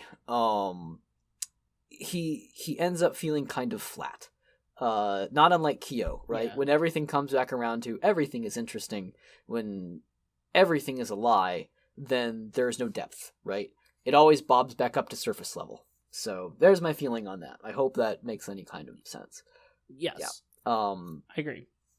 His free time ends with him telling Shuichi that he's going to kill him, and then he goes, haha, I killed you because I killed the part of your heart that hates me, and now we are friends. And Shuichi's like, that's stupid. It is stupid. He likes chaos and hates bedtime. Kokichi's like, haha, you like me now. And Shuichi's like, I hate your pussy. Yeah, no, I gave you what my likes and dislikes for him are.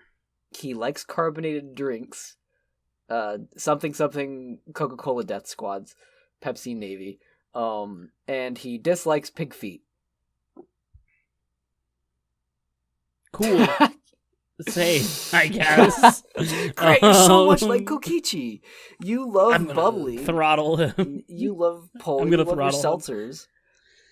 I do love my seltzers. I'm drinking one right now. And speaking of doing something other than talking about Kokichi, let's move on to Tsumugi, who's in Good Concept Needs TLC. What is that? Yeah, Tsumugi Shirogane.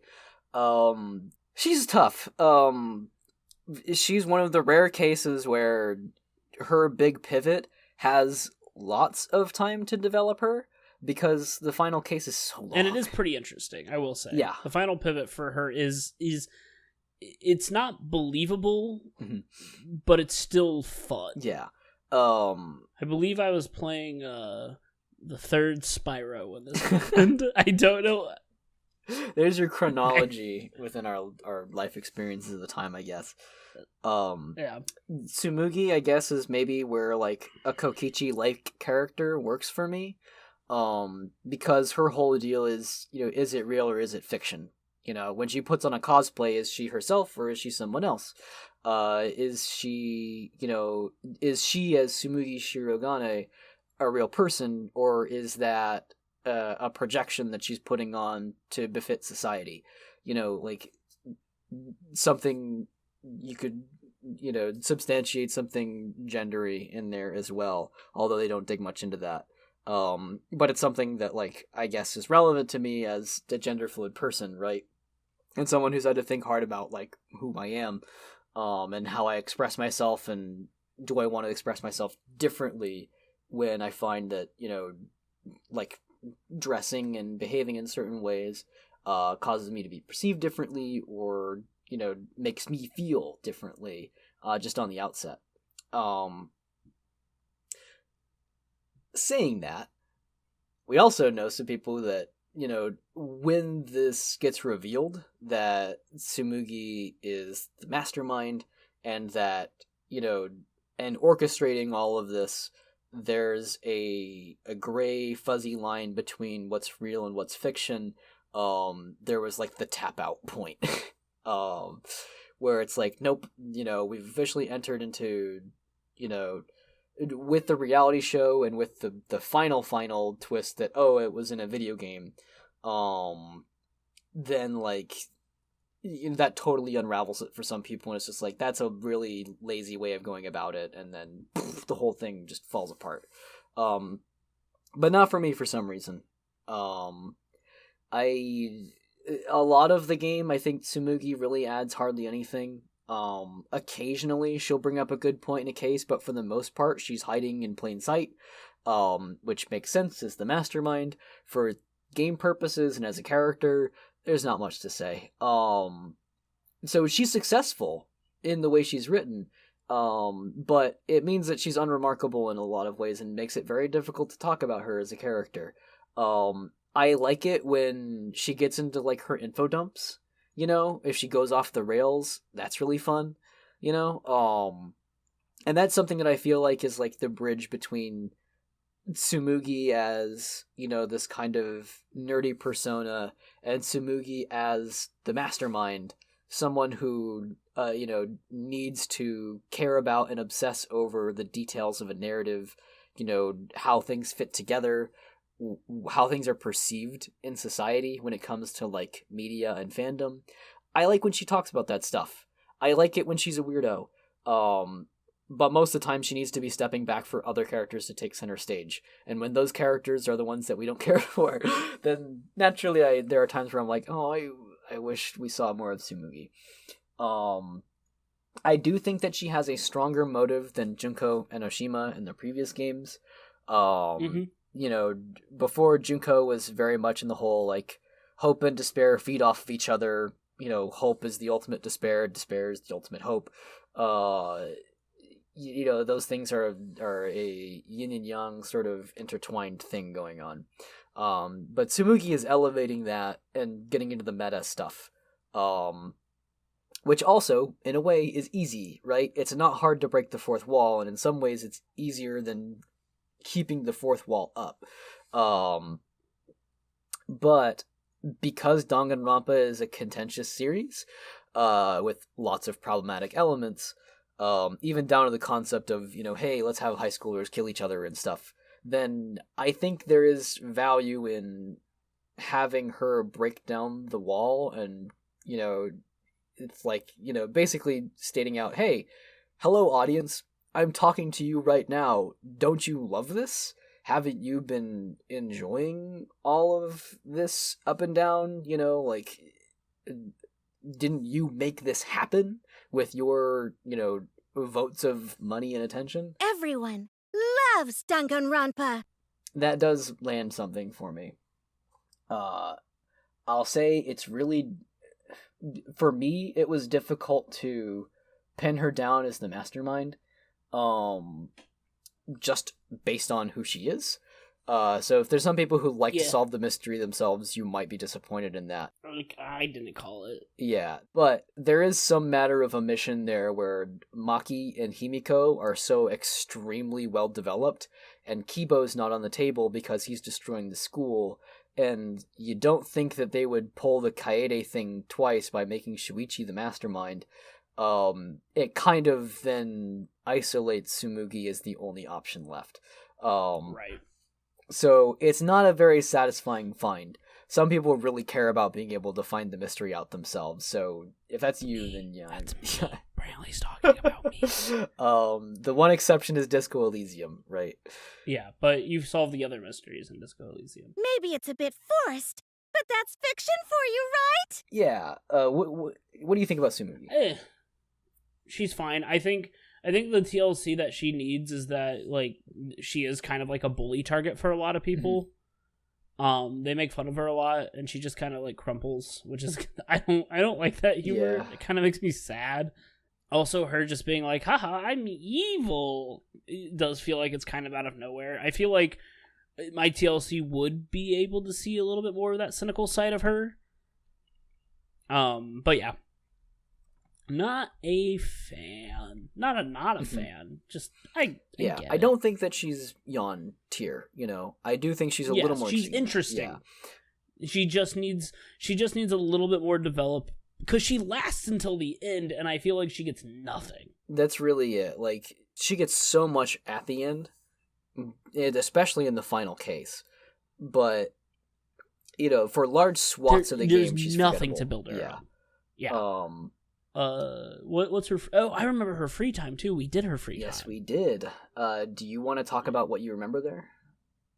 Isn't she like trying to? No, I remember it being good. Yeah, there are bits and pieces I think that really work. I think that maybe I enjoyed her free times more than other characters, some other characters, but that could also be that she wasn't getting any attention in the main plot. And so just anything was like, oh, cool, this is just a net positive for this character to exist. There's a lot of talk of like cosplay discourse, That's right. She goes from sort of downing herself as a plain person to like testing Shuichi's gullibility. It's, at one point, which is kind of fun, where, again, like at the beginning, she's just kind of like, yeah, I'm so plain, I can, I'll be in a crowd and no one will notice me. And Shuichi will be like, well, yeah, that makes perfect sense because, when you're in a crowd of people you don't know, you don't really pay attention to who's around you. But then, like, she keeps upping it to more and more extreme things. And he says something along the lines of, that is rough. And she's like, no, I was kidding about that one. And it's like, that's cute. That's fun. I wish that she would push back a little more, in the final event, something notable is that she talks to Shuichi about like what he would like to cosplay as like a first thing. And one of the options that you can pick is that Shuichi would try cosplaying as a girl. Which is, it's kind of fun, right? They take it totally seriously. There's a couple times where they mention, crossplay, and like the first cosplayer that gets into Tsumugi's cosplay creations and like collaborates with her is a cross-player. And so like that's neat, right? It's certainly a step up from Danganronpa 1 and its handling of Chihiro, right? And again, it's pretty soft in terms of gender topics. I wish it would go further into that.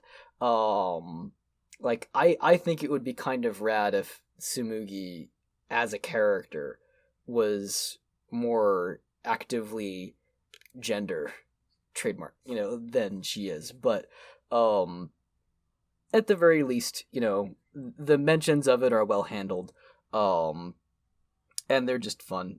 There's also the scene where she talks about being a bartender, like a hostess kind of, as a part-time job, and that she's done other part-time jobs and things. And that kind of opens her up a little bit as this person who, can take on different faces. It raises more question as to, like, is she actually a boring person, or does she say that because it's easy? Is there really more to her? So they do have, a bit of due diligence there in making her more interesting, but I think that one was also a secret event. Again, I hate that they hide these secret events, right? Like Rantaro painting her nails. Yeah, exactly, right? There's also in that scene, Tsumugi is there, and she's kind of getting upset that she's left out, right? Like, I like that. I like when she's getting a little emotional. But yeah, I think they could have done more with her. Albeit, it would be hard to do without just adding more content to the game, or without, like, cutting other characters out of the picture. I think that's the big flaw of Danganronpa in structure terms, I think. Mm-hmm. I don't know, she gets my postmodern circuits firing, Grant. Like, the discussions of cosplay, real fiction, right? Like, that clicks for me. And it's something that, like, stuck hard when I finally got through watching the game for the first time. Danganronpa V3 is a game that originally I didn't think I was going to watch all the way through. I dropped it because I was so upset by Kaede's death. Like, I felt like... Which I also called. You did.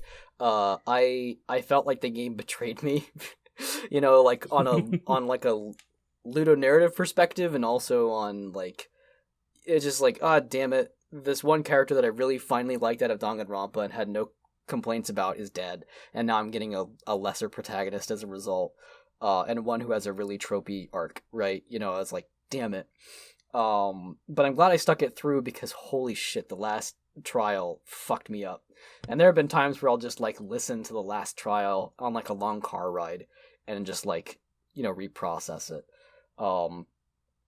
As mentioned, for identity, she's supposed to be the ultimate cosplayer, but really she's also the ultimate real fiction. And she's a member of Team Danganronpa. And also she has free time events with Kaede where she'll talk about potentially having, like, a new mutual hobby with Kaede, other than what they already, like, do, right? And that's a little interesting as well. It's a little grain building towards the main theme of being more than just what you're perceived to be, right? Or your identity being this flexible thing. Likes and dislikes. What do you think? Suki likes high quality clothes, hates fast fashion. That I would believe those. She likes EVA foam, dislikes disorderly cues. Fair. All right. Next up. Good concept. Early fixes is the ultimate maid. It's Kirumi Tojo. What do you think? She's cool. She's fine. Her design is sick. Yeah. Her storyline is fucking buck wild. She is such a good maid that she became the president, the shadow prime minister of Japan, which is fucking wild. It's just like she's like, if someone asks me to do things, I'm gonna do it. And it's just like, I'm gonna be so good at helping people that I'm gonna help the entire country of Japan, and I need to get back to Japan so I can help people. This is my selfless devotion. It's fun. She's kind of boring. A lot of her jokes are, hey, I'm gonna help you. Oh, you don't need to help me, but I must. You asked. She has an incredibly brutal death. Yeah. Her death is one of those that's just like, yikes. I feel like the Danganronpa 1 deaths were, like, funny. I know that's weird to say, but they were so over the top that they were not nearly as dark. Mm-hmm. But hers was just climbing a rope and getting shot at, essentially. Yeah, she tries to escape her own execution. And so it's kind of like a plan B type of thing. It's pretty brutal. Not a fan, but whatever. Her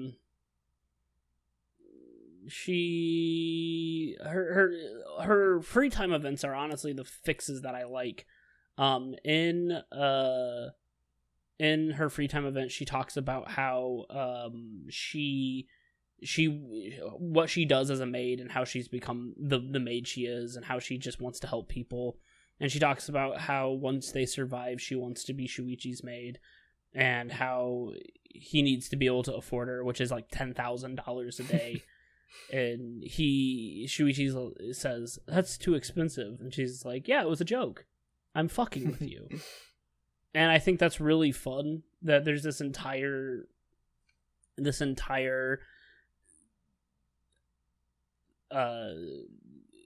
free time event where it's just her fucking with Shuichi because she wants Shuichi to know that she's more than just a maid, and how she wanted to help her master so bad that she wasn't exactly who she wanted to be, but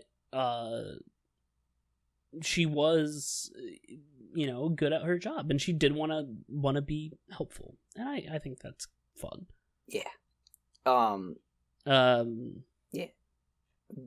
Do you have anything to say? Yeah, about her? I think that one of the reasons why she works a little more than some of the other one-note characters is that she does have a little more of an emotional, flexible range where, she'll be, like, very kind and compassionate when she needs to, but she also will, like, stand up and discipline other people when, things are getting wild. I think that makes her feel a little more human than just being like a gag or just being her role. Of course, like the whole being a maid thing, that in itself is a problematic structure, but like you mentioned, there's at least a little bit of work put in the free times to sort of disassemble that a little bit. And from what we can sort of discern, it's an at-will sort of thing. Yeah, she does it because she's good at it. And she mentions that she talks about how originally it was supposed to just be a side business to help her with school. Mm-hmm. And then she realized that she's just really good at it. And she became so good that people were willing to make it her livelihood. And I think there is a difference between, like, I don't think being a service person or a maid or a butler is inherently a negative thing. I just think a lot of time in media it's portrayed that way, and I feel like they portrayed it in a way that isn't as problematic. Right. Akin to, like, someone being a teacher, right? That's a service position where, you're largely, dealing with demands and delivering, content with restrictions, but a lot of people find it a fulfilling job, and the problematic aspect is that capitalism is the enslaving part of it, Right. But yeah, she's good. I think she's fine. Yeah. I do think it's funny that she's so determined to get back to Japan to continue being the Shadow Prime Minister.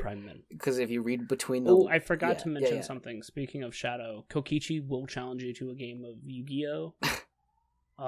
But it is the YuGiOh game they play in Season 0, where they just draw cards from the top. And he says if you lose, you'll go to the Shadow Realm. Which I think is very funny. It's from that one thing! Tasteful to go for Season 0 there. Deep cut. I do think it's funny that Kirumi thinks so little of the Japanese government that she's like, fuck, I have to get back there. Shit's gonna be on fire without me. I know there's also the whole premise of, like, what's happening in the outside world. We don't know. It could be a disaster.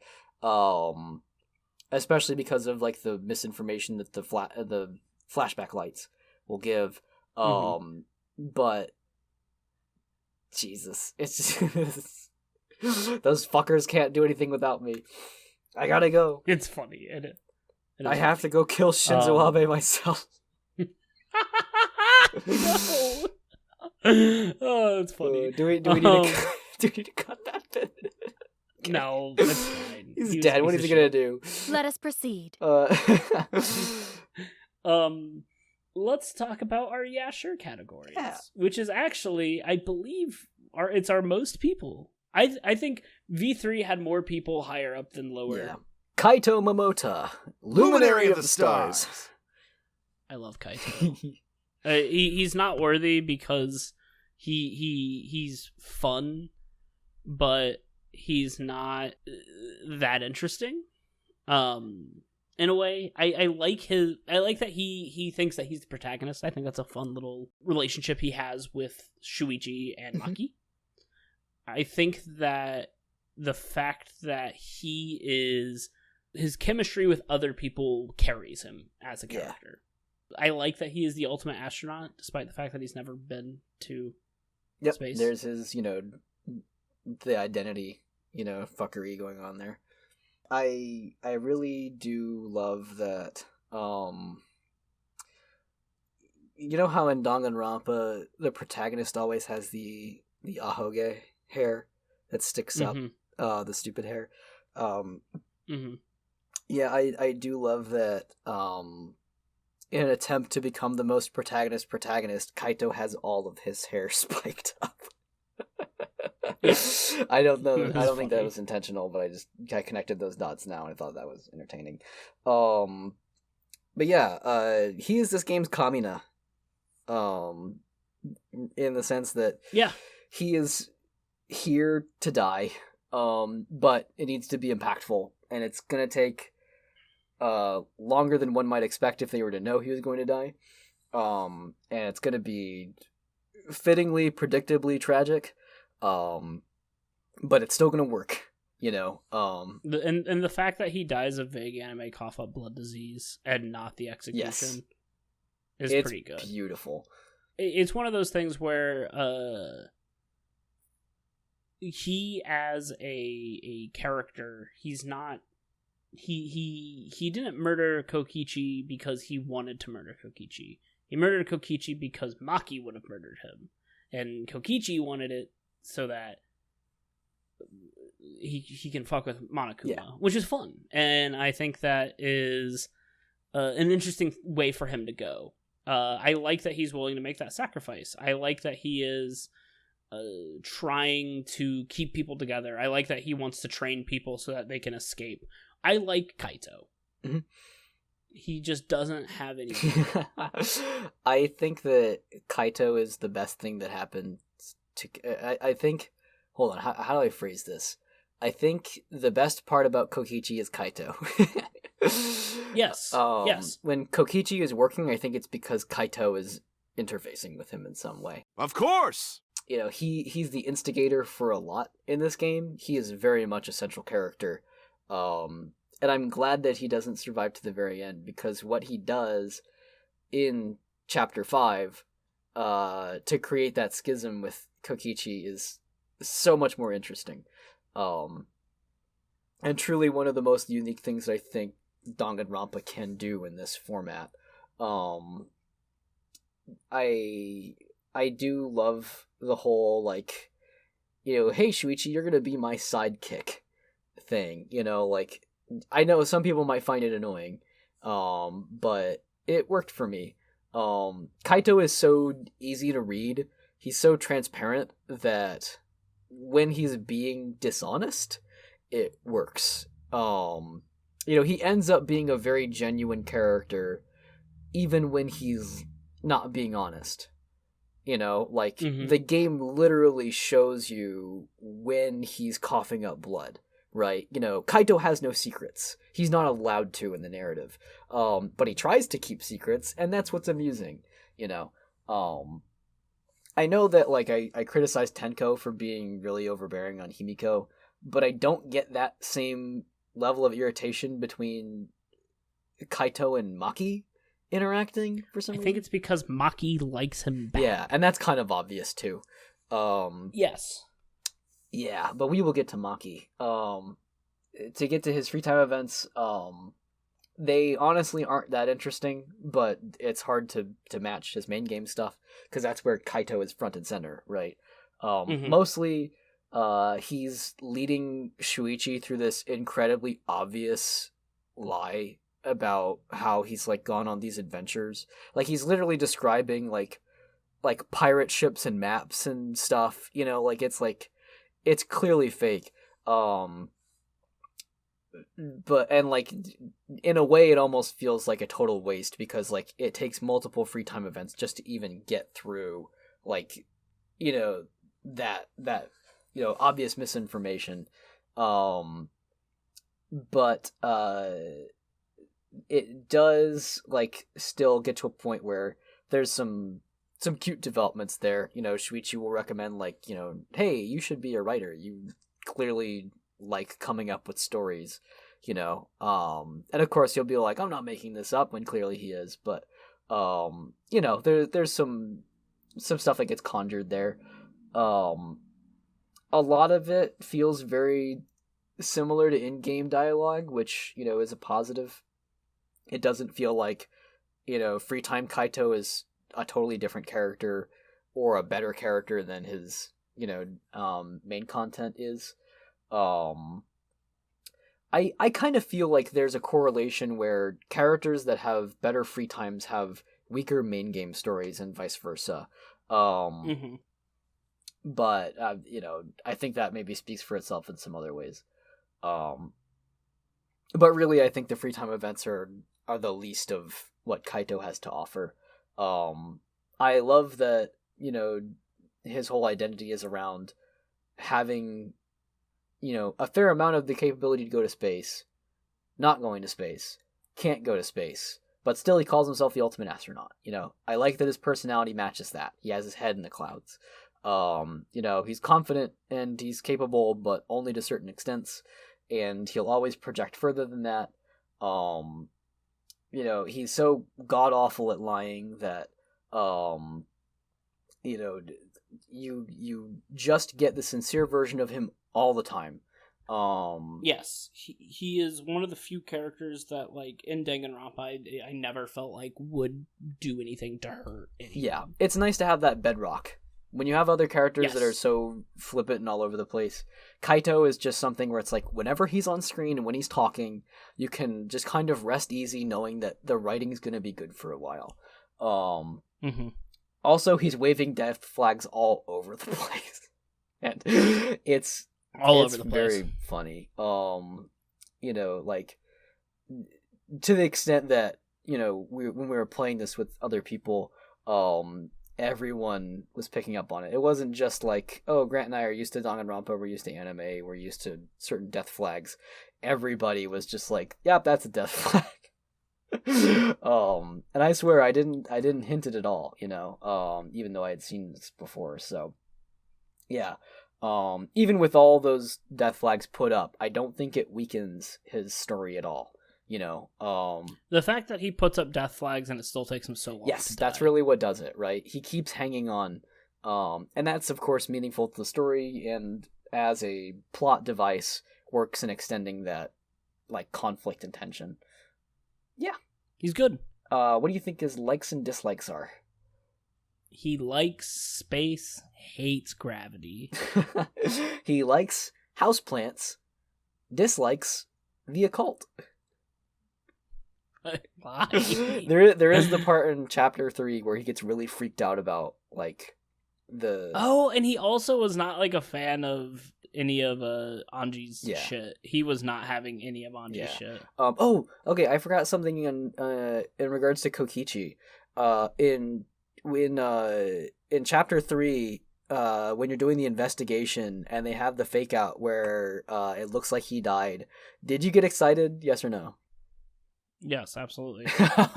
I also will say that Kokichi does mention to Kaede in his free time events that they met before, but he doesn't remember talking about how they met. Huh. It's interesting. Let's talk about Maki. Maki Harukawa, ultimate child caregiver. Oh, Maki roll! All right! Do you look up to that idiot? Maki is the ultimate assassin, but she is talked about as the ultimate caregiver. She sort of serves as Shuichi's sidekick, as Shuichi was going to serve as Kaede's sidekick. She is through the game. She is she finishes out. She stays alive, and she's fun. I think what's interesting about Maki is that her backstory and her free time events you can get bits and pieces of it through the main game, but since she survives, it feels real, you know? That's obvious. So, like, her backstory talks about how she was groomed to be an assassin and how she volunteered so that her best friend didn't get to be an assassin, and her best friend still dies by a car accident, and how she's basically lived this entire life trying to be this cold-hearted person, and then with as you go through it, you know, she talks about how her friend died and how she has friends now, and she talks about how you know, the world needs assassins to do dirty work. Who the hell do you think you are? Don't you think you're being a little presumptuous? Because Shuichi asked her to leave being an assassin behind once they escaped. And if you ask if she's okay with that, she goes, you know, do your best. She says, like, your question is unreasonable. Of course I can't do that. And she tells Shuichi that if you do your job as a detective, I won't need to murder people because those problems won't need to be settled with murder. And they talk about how they've grown close, and how they're both Kaito's sidekick. And the ending is really cute. She goes, well, you are Kaito's sidekick, so I shouldn't have expected much from you. And Shuichi goes, that goes for you too, right? Aren't you kind of a sidekick too? And she's just like, oh, you just had to say that. And then she faces away with a side grin, and I grinned back. I don't think it was possible, the two of us smiling together. But I know it's because Maki and I share a special bond, and I swear on that bond we will escape together.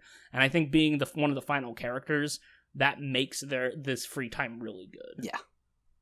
Because it matters, right? I dig that. And it's great. Yeah. It's good. I don't have much to say about Maki. She's good. She's not exciting. She's not, like, funny. She doesn't have a lot of, like, cool moments, but she's probably the best sidekick character. And I know people will disagree with me based on popularities, but I think she is. Yeah. I think the fact that she has, and I do think her relationship with Kaito is cute. Mm-hmm. I think the fact that they both like each other, but they both approach it different ways is very nice. Sure, whatever. Yeah. I think she really works as your second sort of, like, secondary protagonist, because she's not a detective, she's not an insider, you know? Mm-hmm. In Danganronpa 1, you have Kirigiri, who, by nature of her talent, is supposed to always be ahead of you. And so, like, you as Naegi are trying to find your place in solving things, and, like, there's a lot thrust on you, right? Like, literally, tell them, Naegi, you know? That kind of thing. In Danganronpa 2, you have Chiaki, who is, you know, part of the program. And so, you know, in that way too, like, she's, you know, kind of your perfect solution to problems, right? Like, she won't let on, but ultimately, like, she has to kind of be ahead of you. Whereas in this game, there's a much more level playing field. It feels like you and Kaito and Maki have a much more, like, realistic and relatable interaction when you're, like, going through the case and talking about stuff, right? It feels like you're dealing with human intuition as opposed to, like, the written script holding things back from you and releasing it at the right time, right? So yeah, I really think that works. When we were playing, Maki was kind of a favorite at the table. You know, the do you want to die bit, and generally her being like a closet tsundere, works for sort of like riffing the character. although in my limited experience of searching around in Danganronpa fandom, I don't think I've seen that many people that like run with that. It's more so the like Kaito and Kokichi and Shuichi, Gonta and Shuichi, that kind of thing. I feel like I've seen much more prominently. Maybe it's because Kaito and Maki are practically like the canon ship, but yeah. Yeah, I feel like her movement into the spotlight is earned.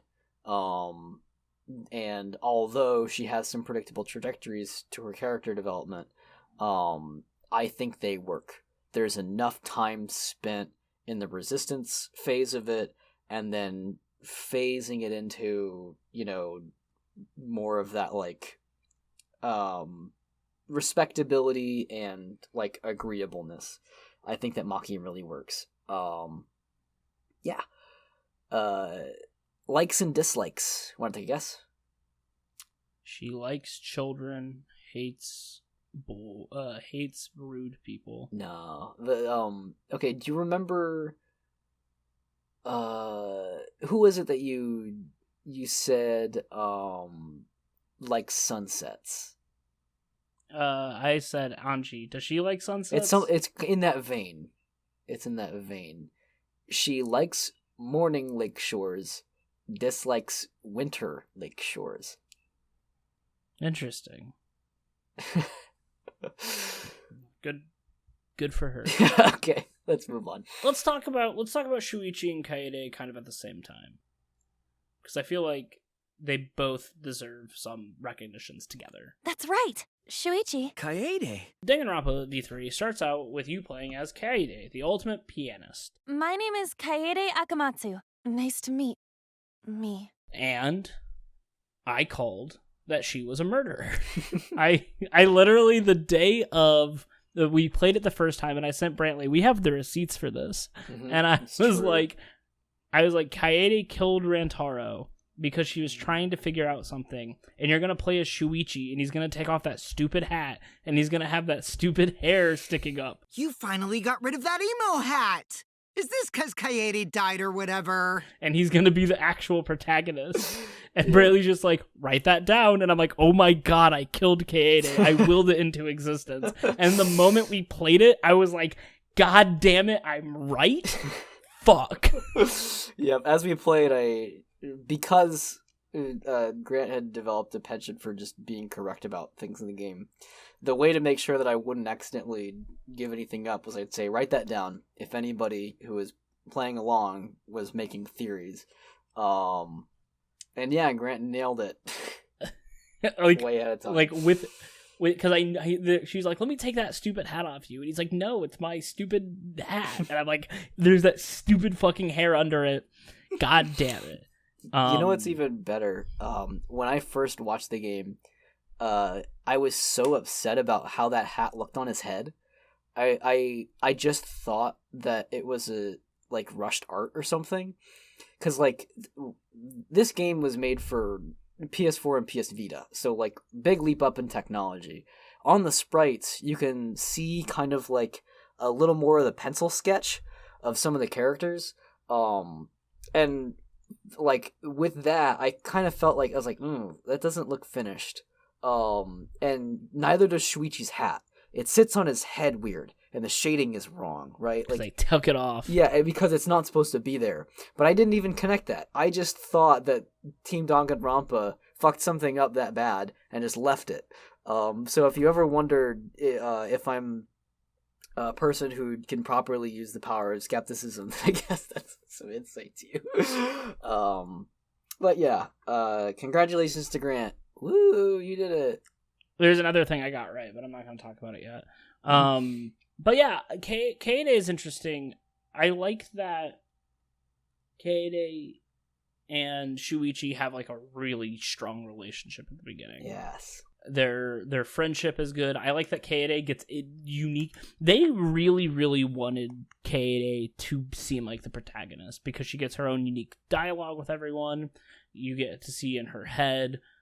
She is bisexual. Now it's not like canon, but she just comments on. She is just commenting on everyone's appearance. Yeah, one of the first things she like, tells Tsumugi is that she looks cute. Yeah, she's like, "Man, you're hot. I'd date you." She ticks all the boxes for a Danganronpa protagonist, and the worst fucking thing is that she does it better than anyone else. Yeah, she is better than Shuichi, hands down. But I do think that Shuichi is the best Danganronpa protagonist out of the 3 games. I have more, like, I like Makoto's boring, Hajime is just, like, fucking whatever. Shuichi has so much personality and so much growth as a protagonist, I just can't help but love him. Yeah. I think that Kaede is one of the most human characters written for these games. Mm-hmm. She feels like just a well-written real person to me. She clicks with me so hard. I don't think she would work for the whole game that way. She's too good for this genre of fiction.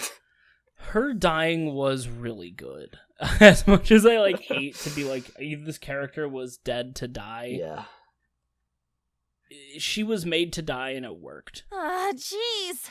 Yep.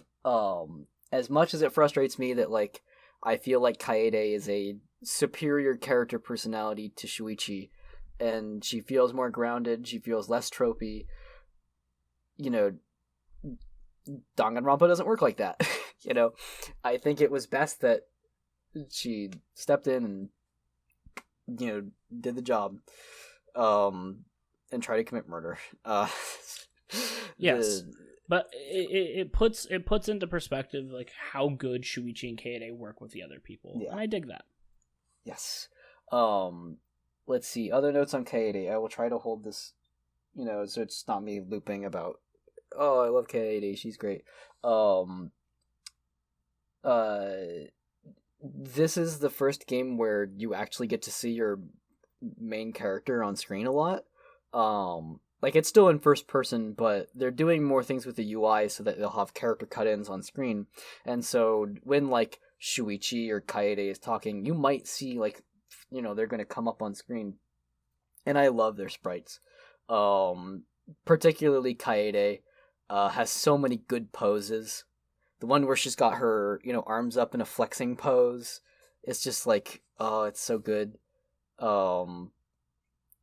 It's yeah, I don't think I have anything more to say on that. It's just she's just so fun. I can't put it into words well. She's great. Yeah. She's fun, and it sucks that she died. Yeah. Other things I want to talk about, as you mentioned, she says some very biromantic / bisexual things, and I think it works really well. There's a really good picture I saw of Kaede and Shuichi holding hands, and it's like a normal straight couple, and then it's a second panel that says unless, and they're both holding up bi flags. Yeah. I think that's funny. I think that of all the series attempts to make, like, queer characters, I think that she feels the most well executed. Like, Shuichi does have some of that under the surface in free time stuff too. Like, yeah, I know there's like a part in the game where, like, you know, he kind of gets warm with Kibo. So, like, I think he says literally, like, I like you just the way you are, Kibo, you know.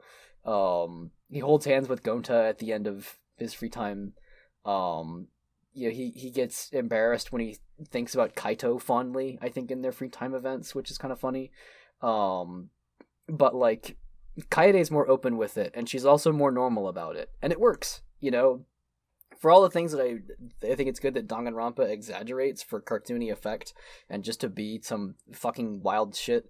I think that doing, like, queer characters is not one of those things that needs to be exaggerated, lest we get something like Tenko, you know, lest we get something like Mahiru in Danganronpa 2. You know, so like, yeah, I think she works really well that way. Not to mention, too, some of it from Shuichi you get just out of his twinkish design, right? I think there's a reason why he gets shipped so easily.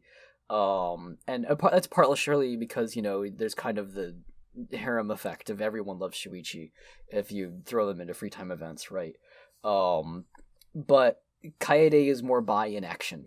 You know, she compliments Tenko on her appearance along with Tsumugi.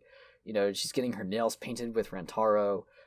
She gets intimate with Shuichi. You know, there are times when she and Shuichi have these, like, what would normally be fan servicey moments, and she just, like, stuffs it, right?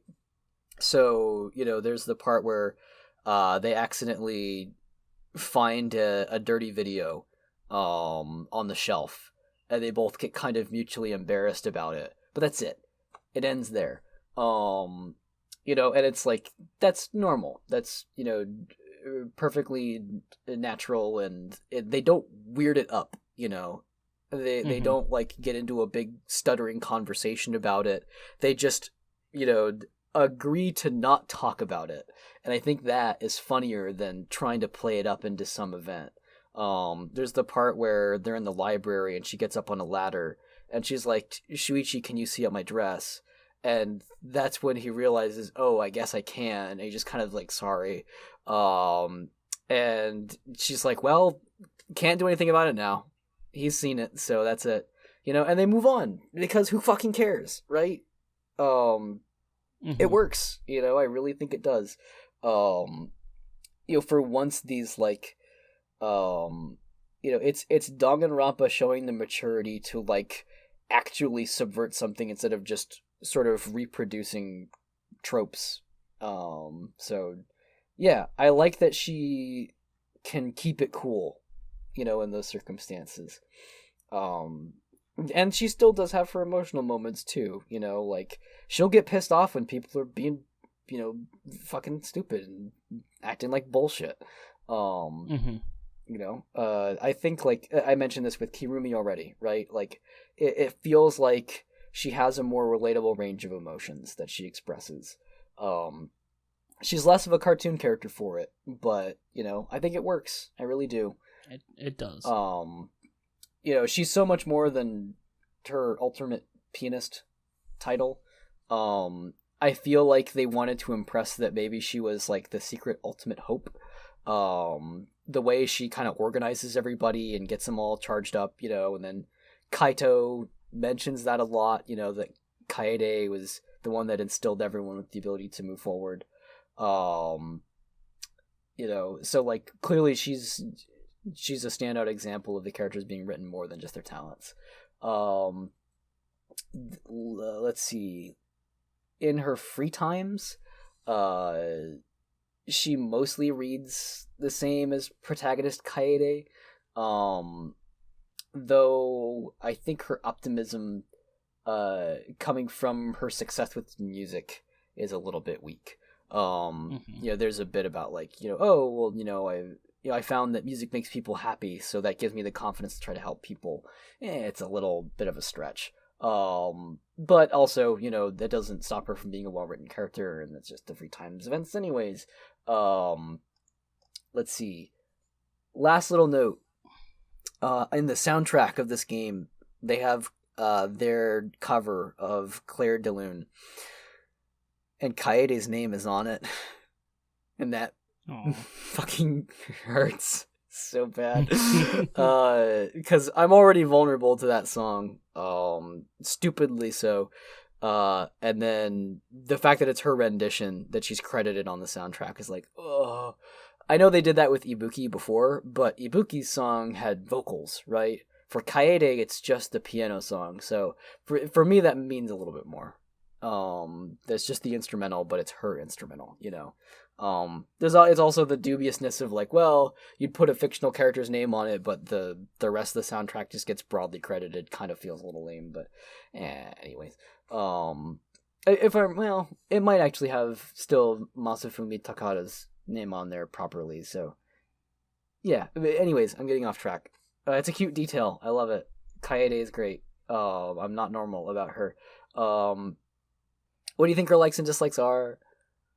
Her likes are major keys, and her dislikes are minor keys. You got likes correct. Her likes are piano keys.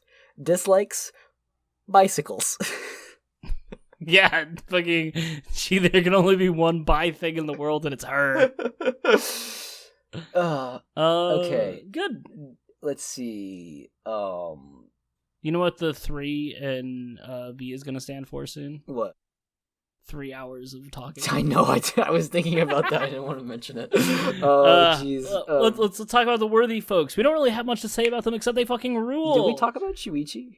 I guess we did with Kaede. Yeah, we did. Yeah. We did. Yeah, we talked about Shuichi. His likes are novels. His dislikes are gossip. Those are boring, so I'm not going to make you guess them. Hey! Shuichi's boring. Yeah. The one little note about his identity is that he's hung up on the fact that he got promoted to Ultimate Detective off of what he feels is a fluke.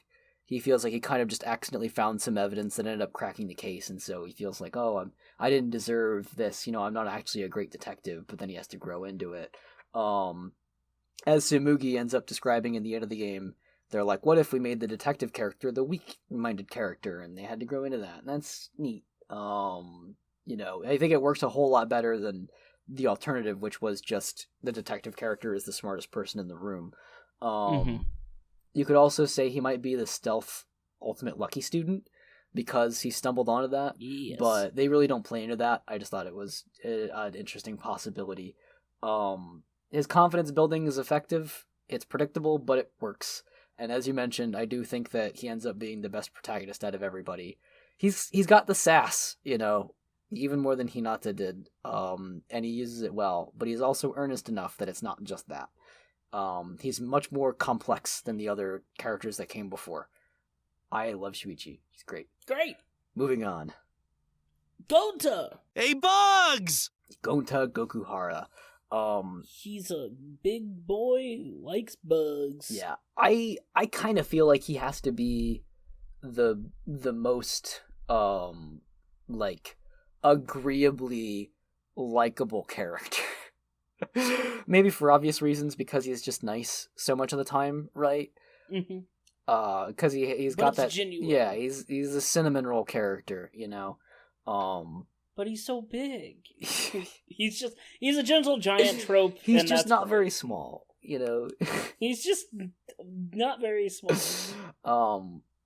He has kind of the Sakura thing going on where he's got the double identity of, big and strong and, born from raised in a wild lifestyle, but also he has a societal expectation to be elegant, to be a gentleman from his, birth family, and he wants to, achieve that. I do think there's some complexity in his free times where, he describes I get along really well with the family that raised me, which it turns out he was lying. It wasn't wolves, instead it was reptites, which is a Chrono Trigger reference. He mentions traveling the world and meeting the Street Fighters. He's talking about people, and it's those are Street Fighter characters, my guy. So he's in a weird situation where he has the most blatantly obvious fabricated backstory. But anyways, I do think that there's something that you can scrape out of him being I'm born to this family that doesn't respect me. I wish I could be civilized like them. And Shuichi and Kaede are why? We like you for being you, Gonta.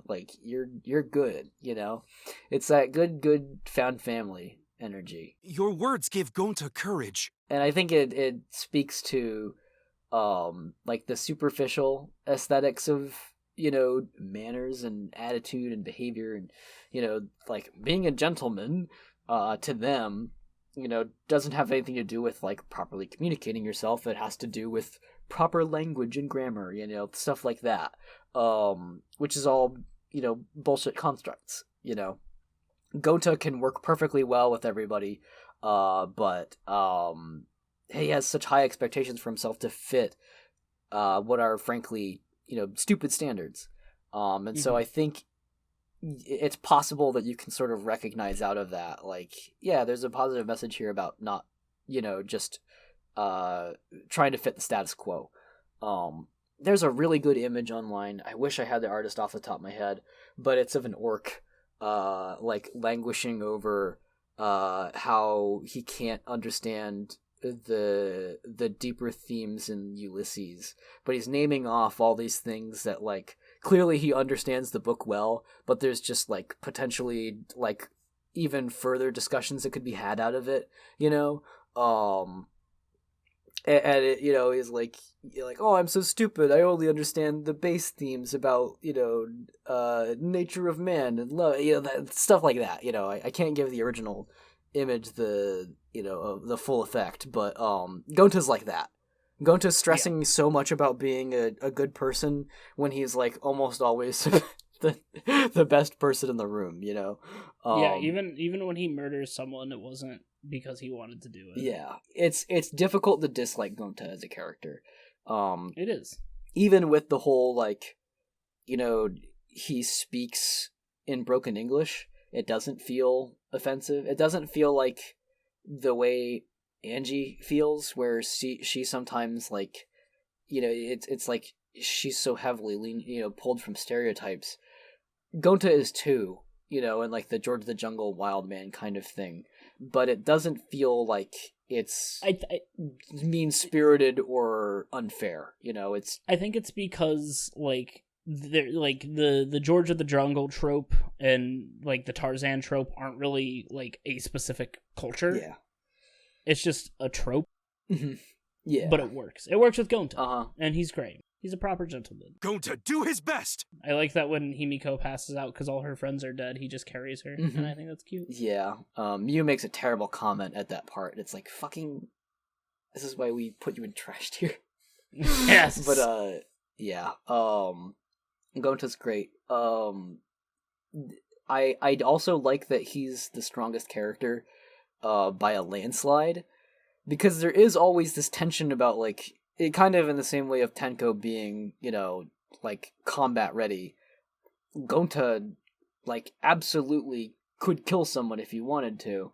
You know, he picks up the manhole cover like it's nothing and he just throws it, you know, to the side. And that's like the oh shit moment for his character, but you know, it's only if someone provokes him that he ever gets, like, really intense or angry. And for the most part, like, you know, it's not like he lashes out and breaks things, you know. He gets intense. He flares up at times, but again, they do a good job of putting a lid on it, just enough so that Gonta is an ambiguous threat, but it never ruins his likability as a character. And it never exotifies him in the way that it does with Angie, where she becomes more of like a caricature. Gonta still feels like a relatable person in a way. Of course, like, the whole gentleman thing means that he's more than just the ultimate entomologist, you know. It's like, he's good with bugs, he loves bugs, but what he really wants is something else, and that's to, like, you know, to have the whole gentleman thing figured out. And I like that his free time events are about unpacking that, as opposed to just sort of sidestepping it or just liking Shuichi more. I love that they just race in one of their free time events. It's just really cute. It's really fun. I think that the wackiness of his free time events sometimes can feel like a little bit of a waste. But there's still lots of fun details in there. He calls Kaede's hand paw by accident. And that's cute. Okay, there's a mode in this game called Hotel Kuma Sutra, where basically you get these like dream sequences in, like, a love hotel. And obviously that's kind of problematic in concept. And, you know, I've read through them. Most of them are not, like, really worth mentioning. However, I do think it's funny that with Shuichi and Gota's scene, it basically plays out to, but they were both bottoms. They basically spend the entire time trying to figure out who is supposed to be the girl in the situation, and and it's great because they're both trying to be nice about it and polite about it. Yeah, it's good. Gonta's good. Any more notes on Gonta before we get into likes and dislikes? I like Gonta. I like Gonta. He's good. What do you think he likes and dislikes? He likes bugs.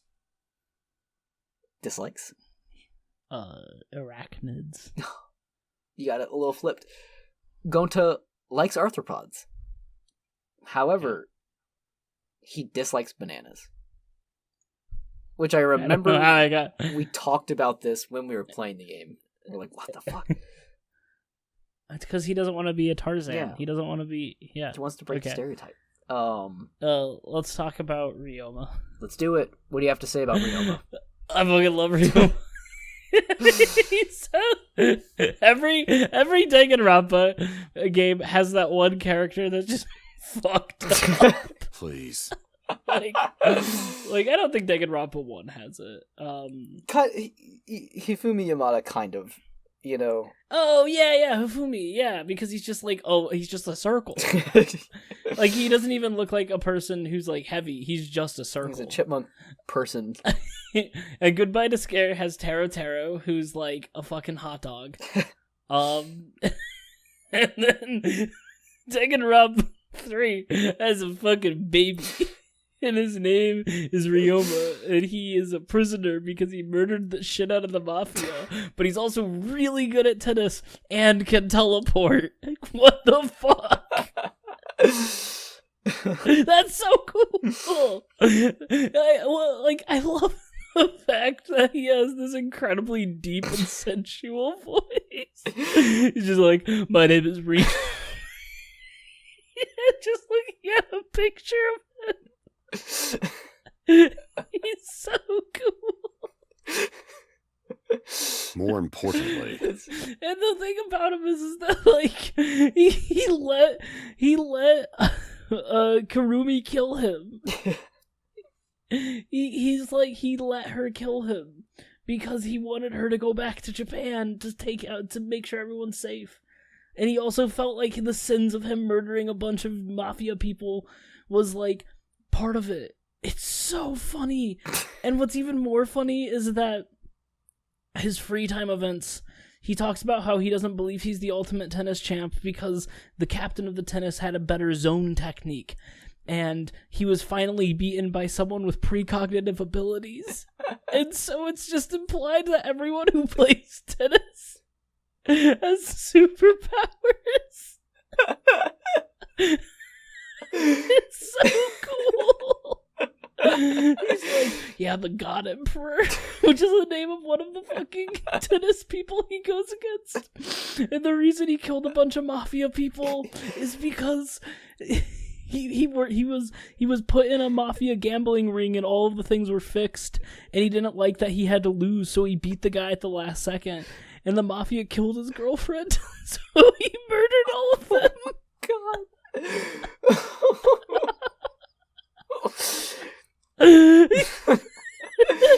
It's such nonsense. And it works so well.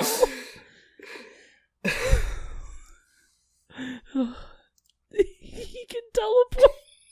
What the fuck? He has a charcoal stick in his mouth. Like a cigarette. He's so fucking stupid. And I love him. How tall is he? Fucking, I don't know. It should be in his thing. It should be with his likes and dislikes. He's probably like 7 feet tall, but he's from a different planet, so Earth's gravity makes him smaller. The way light refracts in the world makes you think he's smaller. It's just he's 3'5". He's 3'5". Oh my god, he's so cool. He has a fucking leather jacket. Why? He's just a noir baby man. He's a noir baby man who killed a bunch of people. His free time event ends with him and Shuichi hitting each other with tennis balls to show how powerful they are.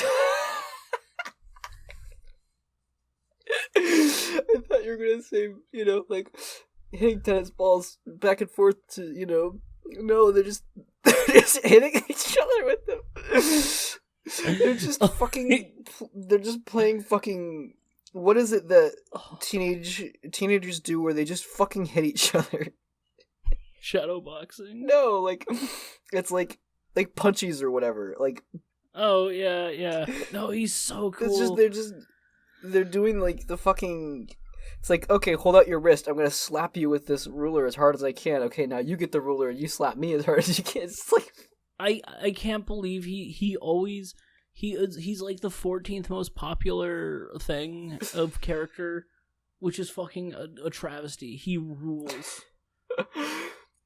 It really is amazing that you get to see this character, and you're like, okay, I have questions already, but I think I know how this is gonna play out. And he says some of the most like fucking wild shit, just like uncomplicated poetic nonsense, and it's with like the deepest fucking soothing voice. It's Gundam Tanaka's voice actor, I think, too, which is like he's the opposite of Todd Habercorn, where he just got two of the best characters right in a row.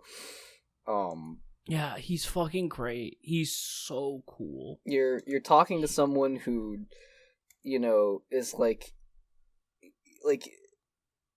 legitimately doesn't look like he should physically be allowed to exist in this world. He looks like he should belong in like Osumatsu-san, and then he just lays on you like, Shuichi, never give up. You're just like fuck yes. I see weakness in Yes. your heart. Yeah, he's great. I want something more from you. I want you to get something out of life that I could never achieve. It's just like, yeah, okay. He talks about how if he escapes, he's gonna end up in prison, and if he ends up in prison, he needs to like, what he wants to do is like come back to playing tennis, because he talks about how he's never going to play tennis again. Mm-hmm. It's incredible. Oh, it's incredible. Gosh. Yeah. So you want to guess his likes and dislikes? I can guarantee you're not going to get them. No, just tell me. Likes Russian blues. No, I got that one. I knew that one. Dislikes white tip reef sharks. Yeah, man, that makes sense. He hates sharks. He hates sharks. And he has a fucking story about why he dislikes white tip reef sharks. And it's probably probably poetic the most as fuck. badass thing you've ever heard. I love Ryoma. He if you're gonna make a fucking batshit character, that's how you do it. Yeah. Oh god. And last but not least, let's talk about Himiko. Prepare to be amazed. Fall to your knees. Himiko Yumeno. Another worthy character. She's the ultimate mage.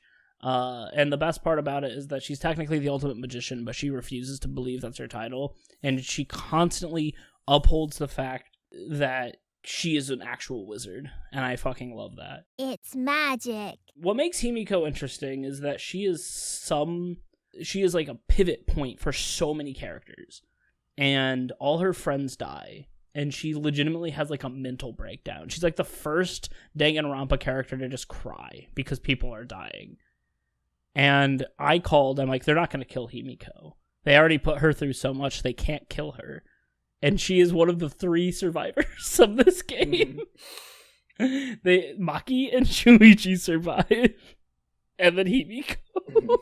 Yeah. I like her. She's funny. She's not problematic. She's not like she's not nearly as funny as Ryoma, but she's fun. Mm-hmm. She very much fills this game's role of, this is the character who contributes nothing to most of the cases, but will make it to the end. Like Hiro in Danganronpa and Akane in Danganronpa 2. Very rarely ever knows what's going on. Eh? But goddamn is she charming. How about that? She never ever gives up the ultimate mage bit. And you know what? if she did just at one point fucking do a spell, I don't think it would have been that funny, right? I don't think it'd be worth the payoff of going the entire game and never once doing something like that, but committing to the bit. That's what makes her funny. Yes. She's just good. She's fun. Her free time events are pretty cute. She talks about how she basically surpassed her master, and how she doesn't want him to leave, but she doesn't believe that she surpassed him. She thinks it's a trick. It's just like a very like wholesome, like, I wish my mentor didn't leave because I was better, so it must have been a trick. It's kind of sad, but yeah, her free times are well written. She's well written. You know, she has the whole like ridiculous angle where, you know, she's constantly saying things that, like, she's cashing checks that she can't, or she's writing checks she can't cash. You know, she's constantly bullshitting. You know, she's like, I could definitely cast a spell that would get us out of this, but I'm out of MP. And it's like, that contributes nothing. But girl, you're so funny. You get a pass. You know, the whole like low energy speech is very cute. It's very fun. She's acted really well. She's a millennial icon where she just has like, I don't want to work energy all the time, you know? But you know, she still is like, she's funny, she's personable. Occasionally she'll do a thing where she says she's gonna do like some kind of hex or curse on you, and it has a really long name. And like the verbiage of it is very funny. I'll put a silencing curse on whoever calls Tanko's death meaningless. The name of the curse is Death Curse! It's hard to like actually dissect what's good about her without just being like, yeah, she's just good all around. She's just fun to have around. I think that she's a central character in a different way than Kaito and Maki, where she does kind of orbit from, you know, person to person, and like ends up finding her place with different groups of people until she kind of locates herself more with Shuichi and Maki. You know, she spends a lot of time with Angie and away from Tenko, and then after that has to kind of, you know, grieve about that, and then eventually come back around. You know, I think that, you know, she works well. She's also used quite a bit early on in the game, where she has like the magic show in chapter 2. You know, her lab gets revealed a little later on, so it always feels like she's, you know, getting stuff. Even when she's not in the main party, it still feels like she's a main character. I feel like as one of the surviving members up to the end, I think she is worthy of that, right? I really don't have any like thoughts of what I would want changed in Himiko. I think she's right where she needs to be as a supporting member of the cast. Let's see. Do you have any other thoughts on Himiko? No, I just like her. She's just fun. She is the epitome of a character that is what you should try to do when you're making a semi-serious character in a Danganronpa universe. Yeah. I think the thing about Gonta, Himiko, and Ryoma is that they kind of represent what you need to do, what kind of characters work in Danganronpa. You either have Gonta, who is an incredible like deconstruction of a trope while also saying something about the trope. You have Ryoma, who is just so fucking wild that he's hard to ignore. And then you have Himiko, who is silly and goofy and a perfect example of how to use a gimmick to make a character fun. Yeah.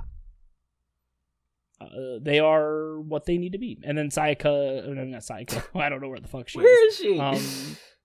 Sakura is kind of all three in one. Yeah. Totally. You know, a subversion of a trope who is so fucking wild, but is also really, really good at being her. And I think that's good. Yeah. I think these three are all three parts of Sakura. Yeah. One last note on Himiko then. I did, you know, while I was going through the Hotel Kuma Sutra bits, I did find something funny with hers. So the whole premise of those is that, like, Shuichi finds himself sort of in the waking dream of, like, another character, which is randomized, which again is more Danganronpa bullshit, mechanics-wise. But, just to, by the way, if I got that wrong, I never played those bits, I only read it off the wiki, so, if I get this wrong, sorry. But, reading through Himiko's, what happens is that, like, it's playing out, what's supposed to be her desires or whatever. So she's dreaming of having a lover who was previously a wolf, like a familiar, and then, is now in a human form. And so something happened, and now there needs to be some kind of, like, oh, you did something bad, and now you'll pay for it. And the payment needs to be that they need to pet and snuggle Himiko. Like, she likes to be patted on the head and down the back. And as this is going, Shuichi describes it as, like, pet-like, like how a dog or a cat will, like, rub up against its owner. What this says to me is that Himiko is a closet furry. We've talked about characters for almost 3 hours. I know. All right, let's talk about cases. Case 1. Kaede kills Rantaro. It's a good case. I think in terms of Danganronpa cases, I think it's a pretty interesting way to start the game. Yeah, I didn't like it the first time. I hate forced incentives in these games. Like, you and I both detested the mystery house in Danganronpa 2. And so I feel like so often it undermines what Danganronpa used to be about, which was like, hey, what lengths, will push people to do bad things or whatever. But the more Danganronpa has gone on, I do feel like it's shifted more towards, systematic use of power for oppression and exploitation with the whole media theme. And so I care less that there's the forced killing, I do think it's kind of stupid. They're like, oh, someone has to kill someone or everyone will die. But, again, when the game gets finished and you look back, I think it was, well used as it could be. Do you have any thoughts in particular about Case 1 you want to talk about? I think that the way that they introduced a lot of the mechanics and how the game was going to be a little bit different. I like that Case 1 took a little bit longer to get to than the previous Danganronpa games. There's a lot of build-up for it. Yeah. But I kind of like that it makes sense in the story why they needed to force it, because they weren't going to kill each other. They knew that. And I kind of enjoyed seeing that. I also thought it was one of those things where since you were able to figure it out, I figured it out. Yeah. And I liked that. What did you think about Kaede being the murderer and, like, doing that even when and of course we know, like, she didn't actually do the murder, but she still had the killing intent. She still set up the thing and it just failed. How do you feel about that happening, even though Kaede is supposed to be under your player control? I don't mind it when games like this do that. There's a couple games that you are not necessarily the character, you are their job. Like Valhalla, you are the bartender. Yeah. Right? You whoever is at the bar, that's you. Coffee Talk does the same thing, right? Whoever is at the barista table is you. Whoever the detective is you. And I think that taking control away from the player was a little frustrating, and I was really upset that we were losing Kaede so early. But I still think it was impactful, and it's exactly what it needed. Yeah. I used to be real upset about it, but the more I thought about it, like, there's lots of things that Kaede will do out of my control, and any game character will do, like, she talks all for herself, she, goes to bed and wakes up automatically, like, to split hairs on like, oh, Kaede went and did a murder without me, right? Like, yeah, that's, you know, if I were to try to draw a line where that was not acceptable, then I'm sure there's something else where in the same game I benefit from that kind of, you know, split between the character and the player. So yeah, it's something that I've sort of changed feelings on over time ludologically. I think that Kaede's execution is like that one makes me like physically ill. I have a hard time watching it. It's really absurdly cruel. It could just be that I like Kaede. Oh best, yeah, but hers is awful. That's the one where they hang her by piano wire. yeah, right? they hang her and make her play the piano with her body as she's like trying not to suffocate and on the noose, and then when it's all done, the thing closes on her dead body and smashes her anyways. With spikes. It's fucked. Which it's meant to be, but whew, Jesus Christ. Yeah, it's pretty brutal. Let's go to case 2. That is where Kaito and Shuichi start working out together. They they start identifying their true enemies through dialectics. It's a win for leftism, Grant. Yeah. Yeah. No, but everyone's given a motivational video about, you know, their backstory to try to get them to kill, but the Monocubs mix it up. Oh my god, the Monocubs! We didn't talk about the Monocubs. Danganronpa V3! Fuck the Monocubs. They're the worst. They suck. You bastards! Dumbass! They're boring. They're not interesting. They are way less interesting than Monokuna himself. You think that there's going to be something with all of them dying, and it's nothing. It means nothing. Fucking right. Suck shit. Like they die at every execution, and you think that it's going to be like someone is trying to pull the strings to save everyone, and then nothing happens. It sucks. They're awful. Yeah, terrible. The best thing that they're there for is like, oh, look, when we turn on each other, it only, you know, provokes more violence. Blah blah blah. Sometimes they're just sitting there talking for so long, and I want to fucking punch a hole through the screen. So that's it on the Monocubs. Fuck them. Anyways, Monocubs mix up the videos, which means that now people know each other's motives, but they don't know their own in some cases. Except, 2 people get their own videos. Kokichi and Kirumi receive their own videos. Kokichi, bummed out about that, wants to see everyone's videos, and so he arranges the insect meet and greet with Gonta to try to get everyone to watch everyone else's videos, which is the first in many attempts of Kokichi doing something that's morally ambiguous. It's like, is this a good thing? Is it a bad thing? Ultimately, Kirumi, you know, to fulfill her motive, does kill Ryoma. Sadly, Maki receives Ryoma's motive video and finds out that Ryoma had no motive. In other words, he had no reason to live. Which is just like another dash of fucking sadness on his character. Lastly, after this, just looking ahead, Kokichi ends up revealing that Maki is the ultimate assassin, because he finds that out. Okay, so what do you think of Chapter 2? I like this one. It gives a lot of characters for characterizations for a lot of the characters. I like that the mystery was like, hey, Himiko, why was Ryoma in your piranha pit? And she's like, I can't not reveal the secret because it was magic. And everyone's like, God damn it, yeah. Himiko. Someone is dead. It's wild.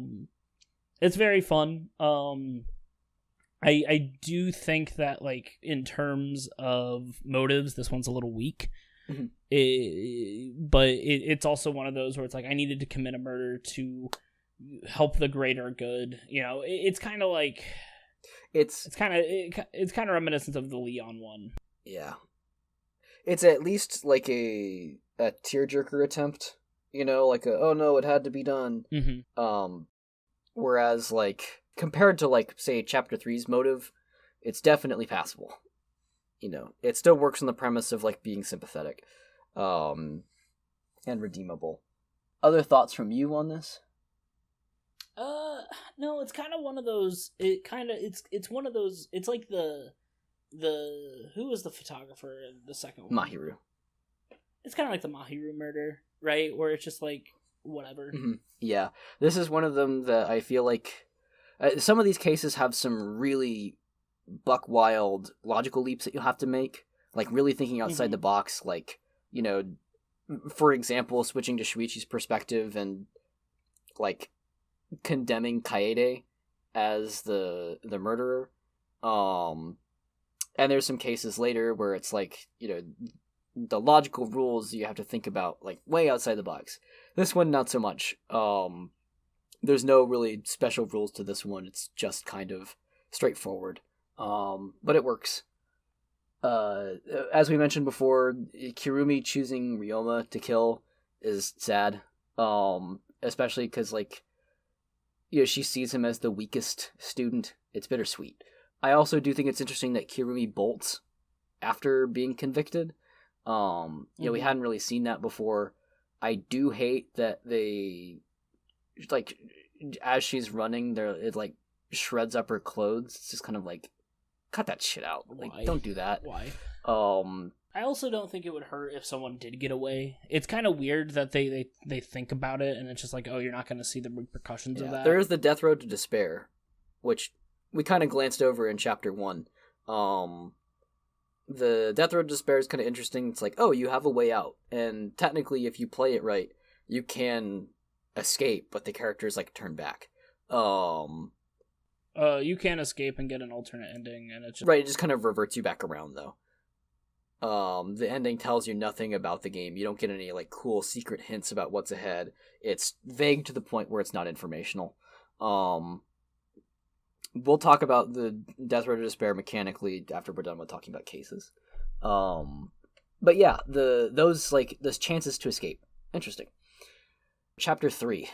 So, this is the Necronomicon. This is when Angie tries to resurrect a student, and Kyo plans a seance, which ends up getting Angie killed for stumbling upon his murder setup, and gets Tenko killed as intended in the first place.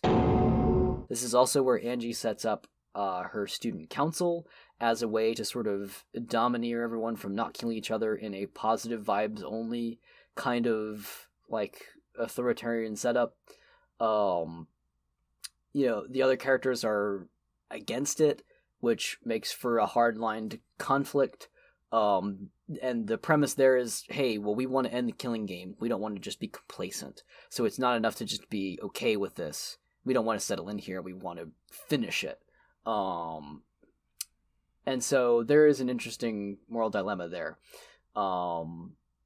This is also when we discreetly get to see Kaito coughing up blood, and his vague anime cough up blood disease is made known.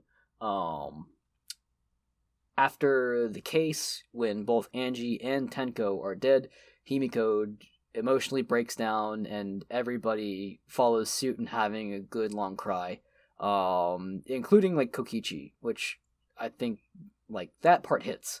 Getting ahead of ourselves a little bit, like that's one of the parts of the games that definitely like chokes me up. Then the actors all, you know, do a good job of that and everything. Although there are some times where Himiko's wailing cries just go on so long. They do, and they just keep playing the same clip over and over. It's like, oh god, this is now becoming a little annoying. It becomes a little funny. Yeah. Coming off of Ryoma's quasi-sacrificial death, it's interesting that Angie reacts with a move towards universal support. But as I mentioned before, it's you know, a complacency thing that makes it, you know, an issue. I do like that Angie and Himiko have an established relationship before it counts. You know, they start with the magic show in Chapter 2, and it wraps up in Chapter 3. I guess Tenko also has that, but it doesn't feel like Tenko's a real character until Chapter 3 anyways. So I feel like that's like the differentiation, right? Where some of this works and some of it doesn't. What do you feel about Chapter 3? I think it's good. The murder itself is bad. I think, like I said, I think that having a murder not tied to the game's kind of is stupid.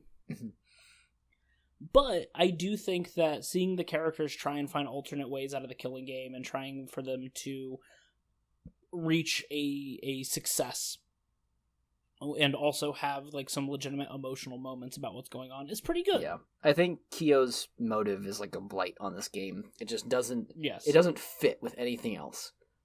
Everything else has like, yeah, I guess Muse in Chapter 4 also is kind of in that same vein, but at the very least, there's sort of a supposed insanity plea in there. Whereas for Kyo, it's just, oh yeah, I was a murderer before this. Sorry. It feels like a little bit of it feels kind of like, fuck it, you know. Yeah, I feel like Chapter 3 in some ways is the weakest. In the, I guess maybe in terms of trial. I think the chapter is doing some important things with characters that I don't think succeed, but it's the best those characters get, so it does play a role. Chapter 4. Yes. This is Mew. This one has Shuichi's gay walk. I don't know why I remember that so much. But the Mew makes a little virtual world that everyone can live in so that they don't need to worry about murdering each other, but it kind of sucks and everyone's like, hey, this isn't like a replacement for real life. And Mew's like, you can't kill each other in here. I turned off the ability to kill each other. Except she didn't, and she was going to kill Kokichi.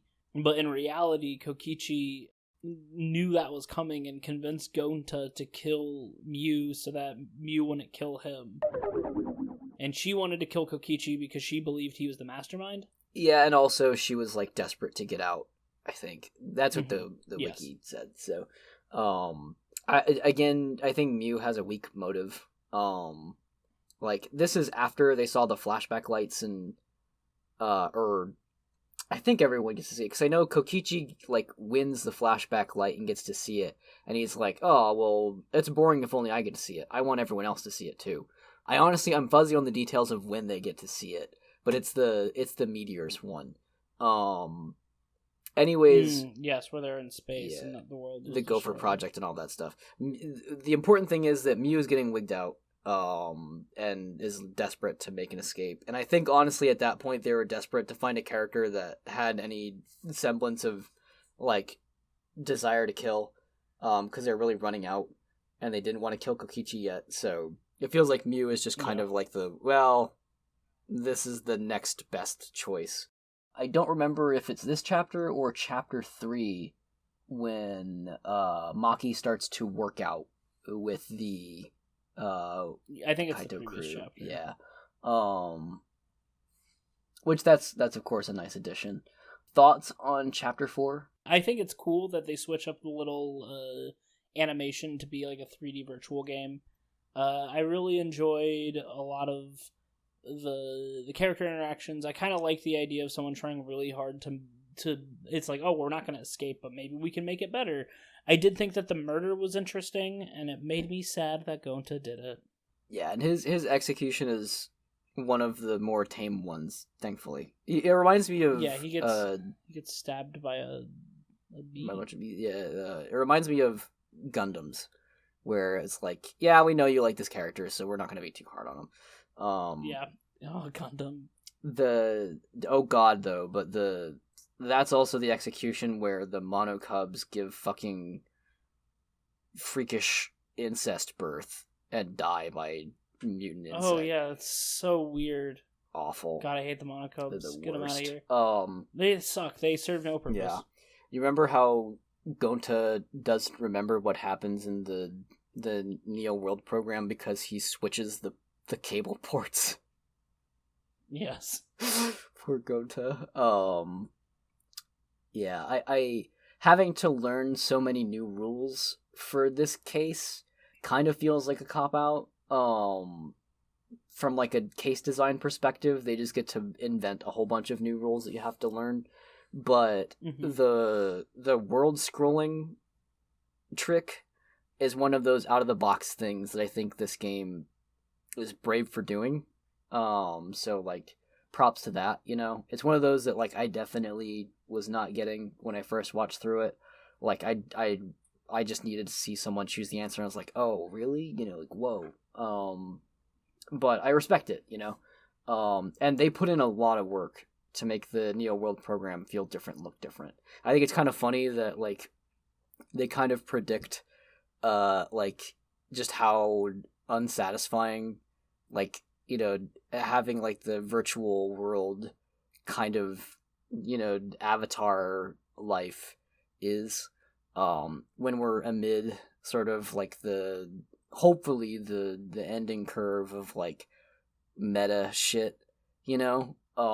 It is kind of funny that they get into the virtual world and they're like, this is cool, it sucks kind of. Yes. Once again, Kokichi's doing things that are morally ambiguous. Do you have any feelings on that in particular? Fuck Kokichi. I don't give a Yeah. shit. Okay, I won't bug you about it then. I don't think like and this is him to save his skin at this point. Yeah. Okay. Chapter 5. Kaito and Kokichi are seemingly ready to just fucking slug it out, but in reality, they team up. They use Muse EMP technology to stage a murder that even the mastermind can't know the answer to. And then the living one of those two characters goes to trial inside of an exisal and uses a voice changer to obscure who is actually in there, so it's impossible to know, and it's impossible to solve. So Shuichi solves it. Which is a little bit of a bummer. Honestly, I think this one could have made for a good endgame. But I honestly thought that that's what was happening. I thought that the idea was that no one actually did die, and if the mastermind got it wrong, then they would be like, haha, get fucked. We tricked you. I thought that's what the plan was. Yeah. It wasn't. They smooshed Kokichi, and then Kaito died by vague anime cough-up blood disease, which pissed off Monokuma, which I kind of liked, where it was like, he's like, ha, you didn't get to execute him. He was going to die anyway. It's the perfect middle finger. Yes. It feels so earned, it feels so satisfying. Despite what I've said before about Kokichi, this case rules. Oh, it's so good. It's possibly one of the best cases in Danganronpa. Yeah. It's kind of frustrating that you have to sit through Shuichi still trying to solve it, because it feels like, oh, we did it. You know, they legitimately just came up with something that broke this. But honestly, knowing now, like, you know, the way that things are being controlled, they probably would have found some bullshit to fake it anyways and continue the game. Right? So Shuichi pushing things forward is kind of better for the plot overall. And it does lead us to case 6, which is, you know, again, I feel like there's really good stuff in there. But yeah, it is kind of frustrating where it's like, yes, this is so cool, and Shuichi's like, I'm gonna solve it. It's like, no, don't! You have him! Like, you know. But ultimately, I do think it's a grand slam. It's a step up from a locked room mystery. And it thematically works with everything the game's trying to do, you know.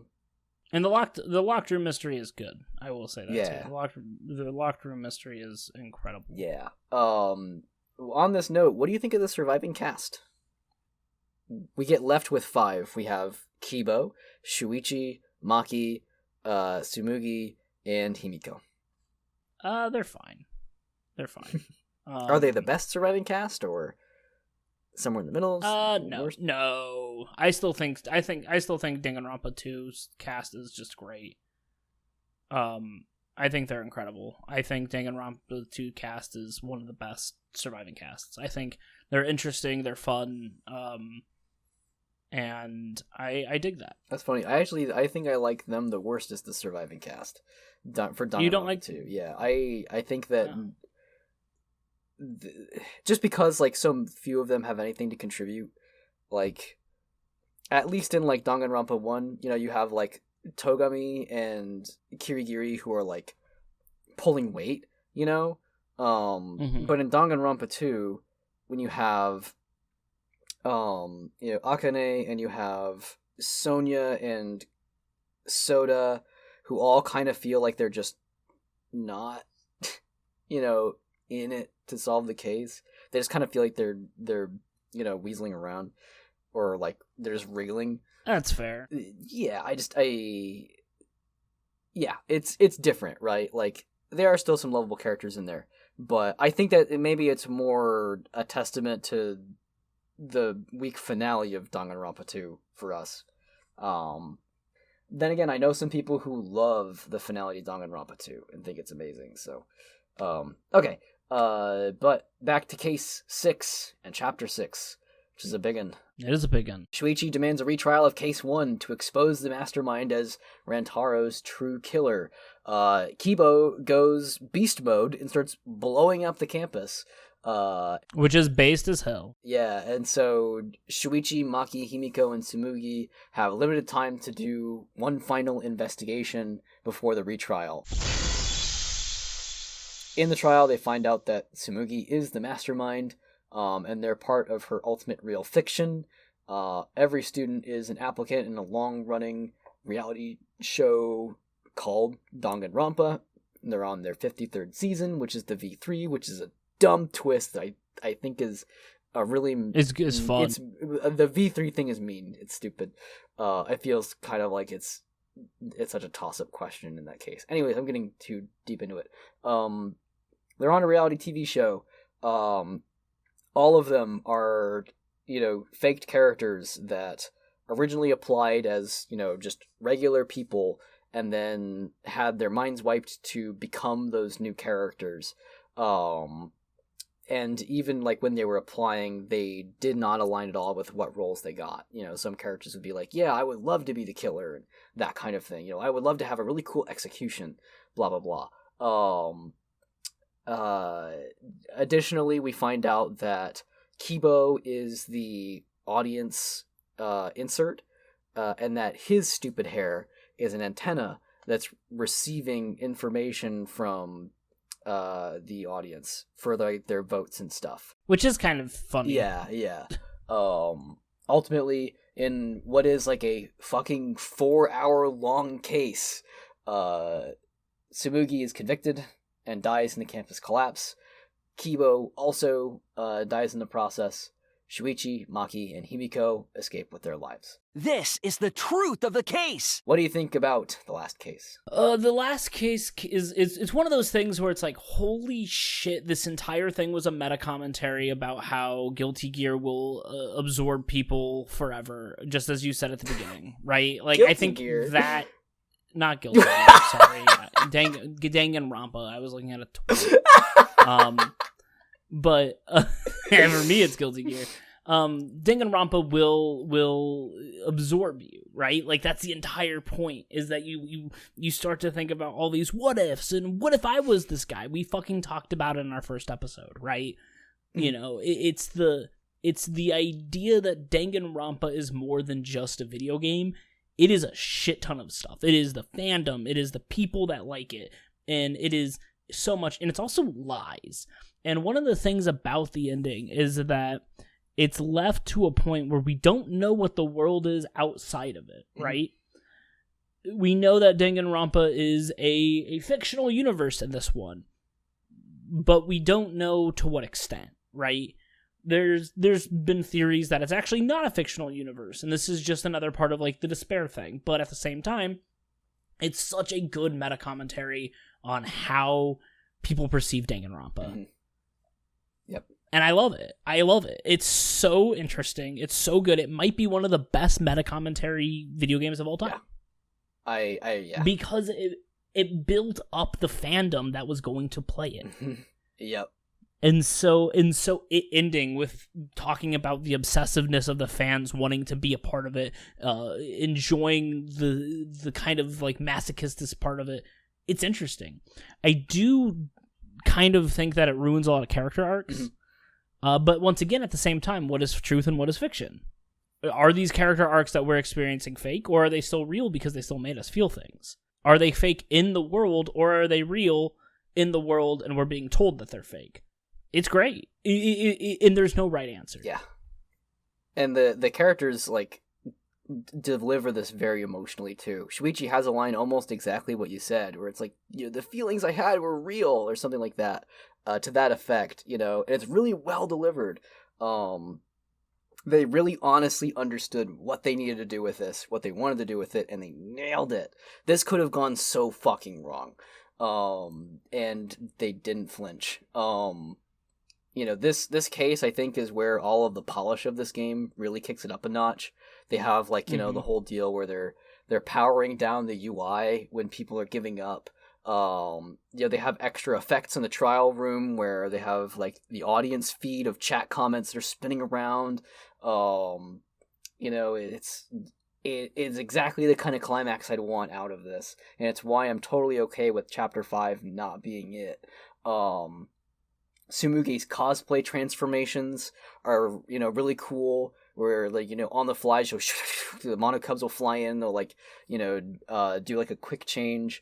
You get to bring back all the voice actors, most everybody had, like, 2 characters across the series, which is a really neat thing for the dub. So it's like, Todd Habercorn, got Teruteru and Kyo, yeah. And so it's like, it's a cool little gathering of everybody. It makes it hell if you want to look up voice actors, because you will see that they're in V3. You're like, what the fuck? But, it's great. There's so many good lines and bits out of the case. It just feels like it's constantly hitting at 11. Shuichi's line, where he says, "And you want to tell us this game is fair? That there are rules? That's all bullshit!" Fuck yes. It's a good line. Words of a revolution. For what amounts to, this is not a pipe. Fuck, man. It's good. Is the exploitation of 16 teenagers worth everyone else's happy lives? It's not a new theme, some Omelas shit, but damn, they did it good. And I'm glad that Danganronpa finishes that way. I know they technically did that stupid summer party game, whatever, but that's not canon, think that's canon, right? I am so glad that they just finished it. And they slapped it. They took the ending and they did it. And, like, the themes of like imposter syndrome are so good in this one, and it fits with the way that the narrative goes. The music still slaps. The gameplay is the best in this one because it has the part where you hit with the car and it goes good. Oh my god. Oh, Tenko is rolling in her grave because you said that. But it fucking rules. Really like the gameplay of Danganronpa is never the greatest, but what's that taxi? It's called Psych like something taxi. Yeah. Psych Taxi is so cool, and the is just so good. It's so good. For especially understanding that this game is fucking popular. That, like, I'll go to a Dairy Queen and see some high schooler with a fucking Junko Enoshima pin. Like, this game series is a 100-hour plus dissertation, and I think that it was worth it because of this. Even though some of it's been absolutely abysmal along the way. I'm glad it ends on this note. I am too. And the worst part is it captures exactly how you feel. Mm-hmm. Danganronpa V3 is the exact thing that a fan of Danganronpa needs to see. That's it! Yep. I hope that people take it seriously. All right, let's wrap this up before it becomes a 4-hour episode. It's going to be as long as Case 6. Okay, some lightning round notes on this. They use Claire de Lune again in the trial, and it's not fair. It's cheating. It makes me cry. The Kibo twist and shifting protagonist perspective once again to him, and now you're up against Shuichi, is neat. I think it's a solid plot twist. They have the whole "your eyes are the audience's eyes" bit, and that doesn't entirely work. This is one case where, like, the Zero Escape games are better at holding that kind of plot twist. But I won't talk any more on that. I absolutely love that the way this case ends is with a fucking strike. Yes. They're like, you know what? Okay, if this is about hope and despair, then we're opting out, motherfuckers. We're gonna fucking not vote.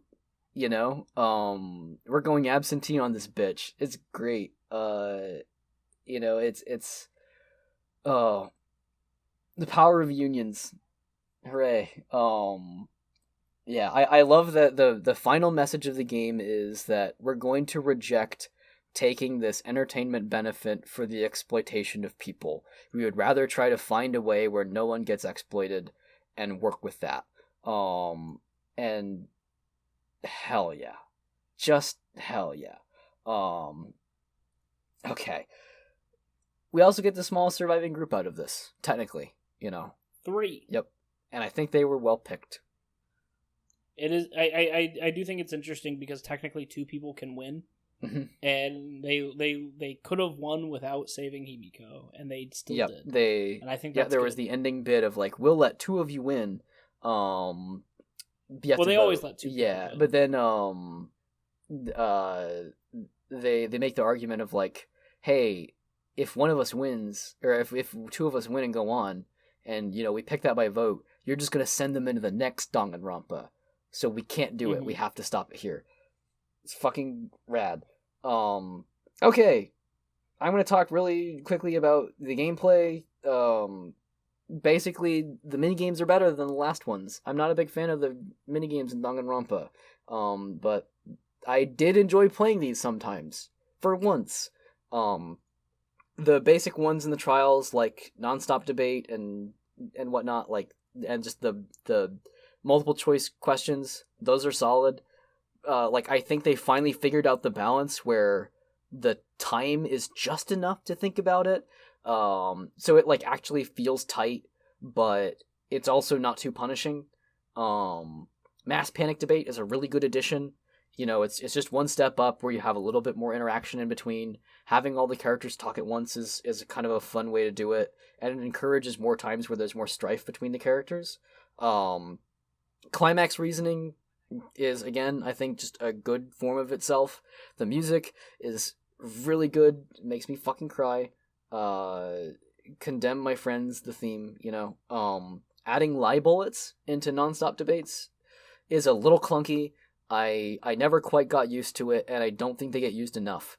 A more perfect form of Danganronpa would have a much more open-ended version of using evidence, and lies would also be more possible to use, instead of just being like, oh, there's one back route per chapter, or in some cases 2. I wish it was more open-ended than that, but I get it. But it's cool. As a feature, it works well with the themes of the game. Debate Scrum is solid.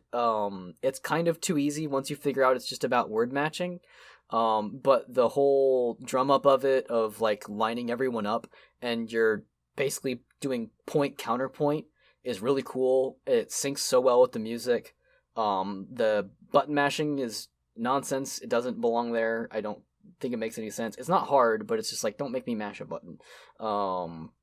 Psych Taxi, I think, is better than Logic Dive.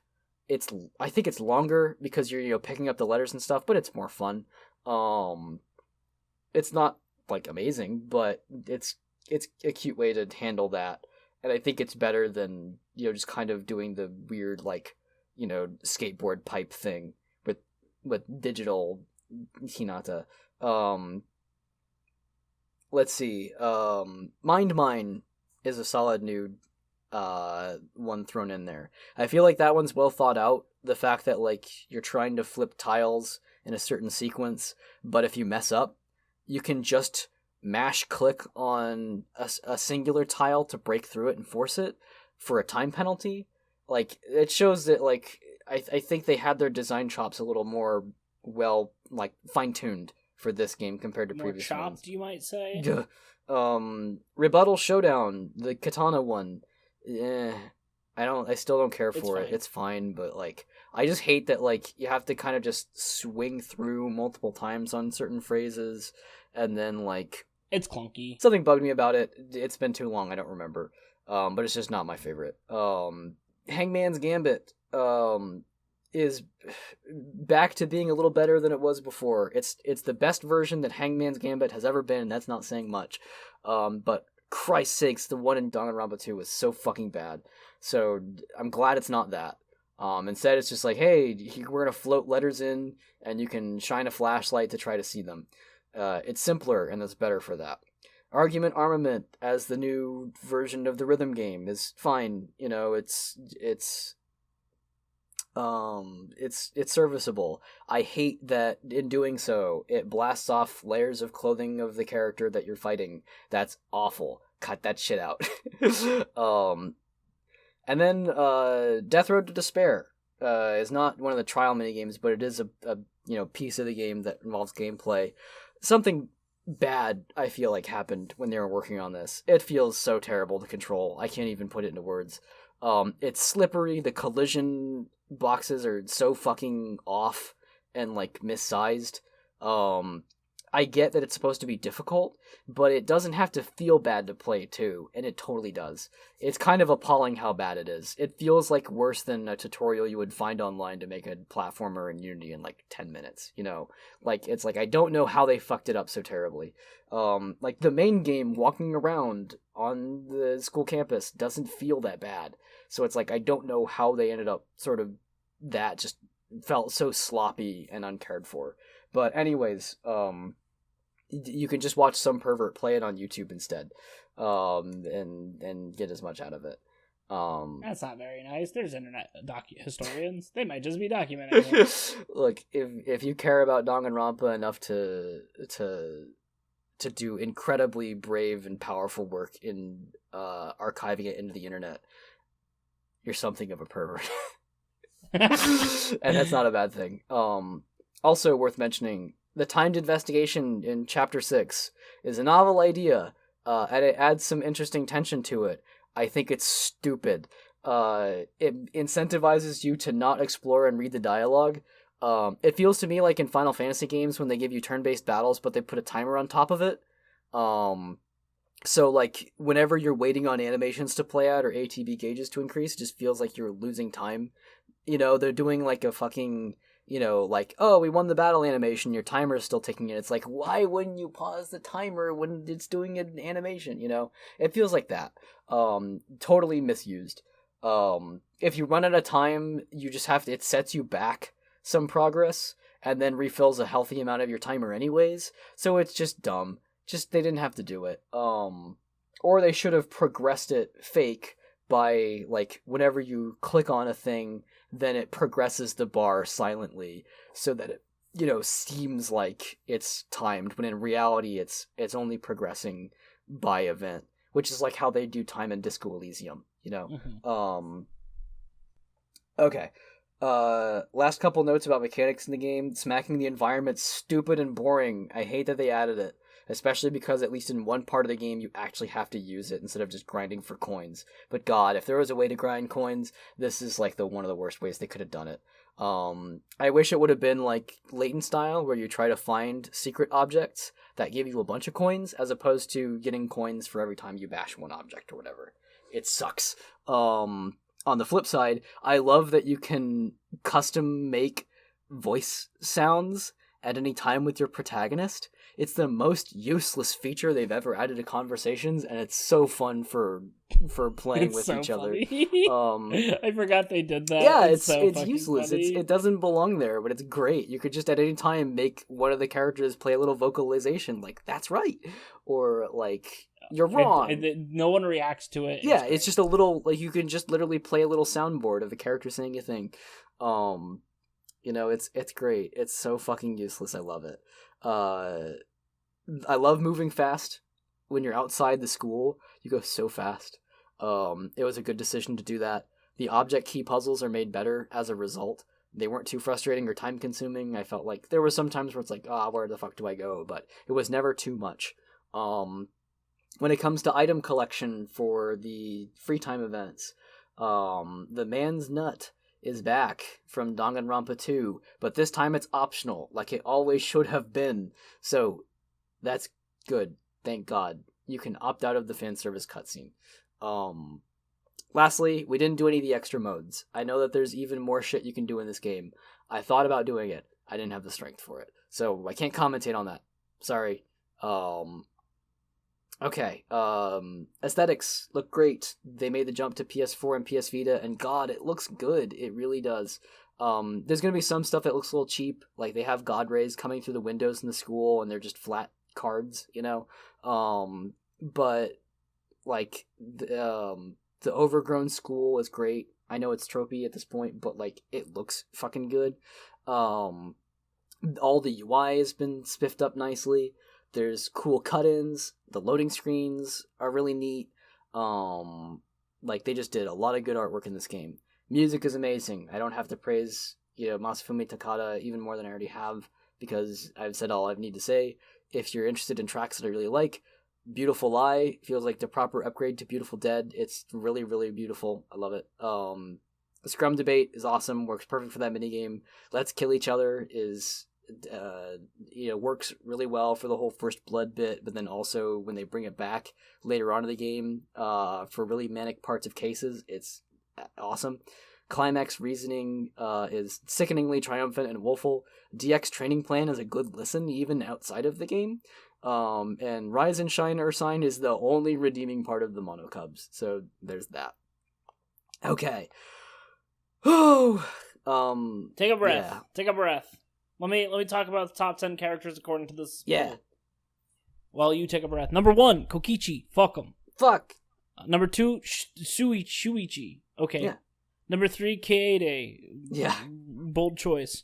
4 is Maki. Makes sense. 5 is Kaito, of course. Popularity contests are almost always won by the people that have the most screen time. Yeah. 6th is Rantaro, which throws a fucking wrench into what I just what the said, fuck? because he dies instantly. But like I said, people just can't be helped but be interested in a sad boy woo adventurer. Number 7 is Kyo, which is wrong. 8 is Mew, which I get, but 9 is Himiko, and 10 is Kibo, which kind of makes it really unfortunate because Kibo is also on there a lot, and he is down in 10. Which means Gonta, Ryoma, Tenko, Anji, and Tsumugi are somewhere in the bottom. Yikes. I can't believe Gonta's so low. Maybe Gonta is not as appreciated out in the world as we find it. I don't know. Well, I think people like Gonta, but it's probably vote for your favorite. Yeah, exactly. Yeah, that's a good point.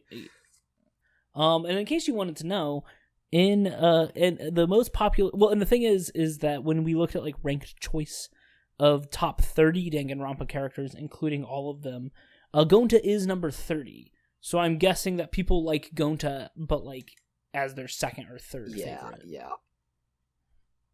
Okay. I've talked enough about themes. You've talked enough about themes. Just to recap on some of them, I do think that this game has a lot of stake in constructivist thought and sort of plurality, intersubjectivity, and the whole like what is truth and how do we form it together. I think that it's handled some of this stuff better than Danganronpa 2 did, especially because it got to focus on it more. It doesn't feel like it was just subversions. It felt like more meaningful character applications there. There's a hefty dose of anti-essentialism in there, albeit some of this gets canceled out by really essentialist characters like Tenko. So, a little bit hit and miss there. I'm gonna cut myself off there. Real quick, number 8 in the top 30 characters, the first character that is not either the shithead character, the sidekick, or the main character is Gundam. And I think that's accurate. He's number 8. People love him. But yeah, let's do some hypotheticals before we cut this off. Okay, let's say that Angie's revival ritual actually worked, but only for the span of chapter 3. Like, that they would be alive there for that case, and then they would go back to being dead. Who would you like to see back briefly? Who was dead at this time? It was Rantaro, Kaede, Ryoma, and Kirumi. I think Ryoma. I think if Ryoma was back, everyone would be okay. If Kaede came back, she could explain some shit, and that might throw everything off, though. Yeah. But I think seeing Ryoma come back would be fun. Yeah. I think... Especially because he'd be like, death was a welcome reprieve, but I will be glad to assist you from beyond the grave. Yeah. I would like to see Kirumi get a bit of redemption, but seeing as she had just been killed off, I think it'd be kind of uncomfortable. And comparatively, I think it would be nice for Ryoma to get one last word in. Okay. And then last hypothetical. Let's say that years and years after the events of Danganronpa V3, Shuichi, Maki, and Himiko are still hanging out, and Himiko nonchalantly, with no explanation or any kind of like heads up, just casts a spell. What would be the funniest thing for her to do in that moment? A resurrection. Just like, oh man, I really wish Kaede was here. And she's just like, here she is. It's Kaede. And everyone's like, you fucking what? I would love it if it was something really subtle. Like, someone just notices that, like, she can charge her phone with her hand. What? They just look over and they see the batteries going up and they're just like, oh, what the fuck? That would be good. Yeah. Okay. We did it. We survived this fucking killing game. V3. We finished it. And that means we have a total of 8 hours of Danganronpa conversations that you can listen to if you subscribe to our channel. You can go look and listen to our first Danganronpa and our second Danganronpa video, as well as hear us make references almost every time we talk about killing games and a lot of other things. You can check out our other anime shit. It's not as long as this, I promise you. Most shows don't have 16 characters you have to get through. Yeah. So check us out on our YouTube or follow us on Twitch, where Brantley will talk more about video games in a way that is more interactive and less detailed. Or you don't need to do any of that, because we are not your dads. Is this really the end? Yeah, an ending like that can work, right? Wait, I reject that.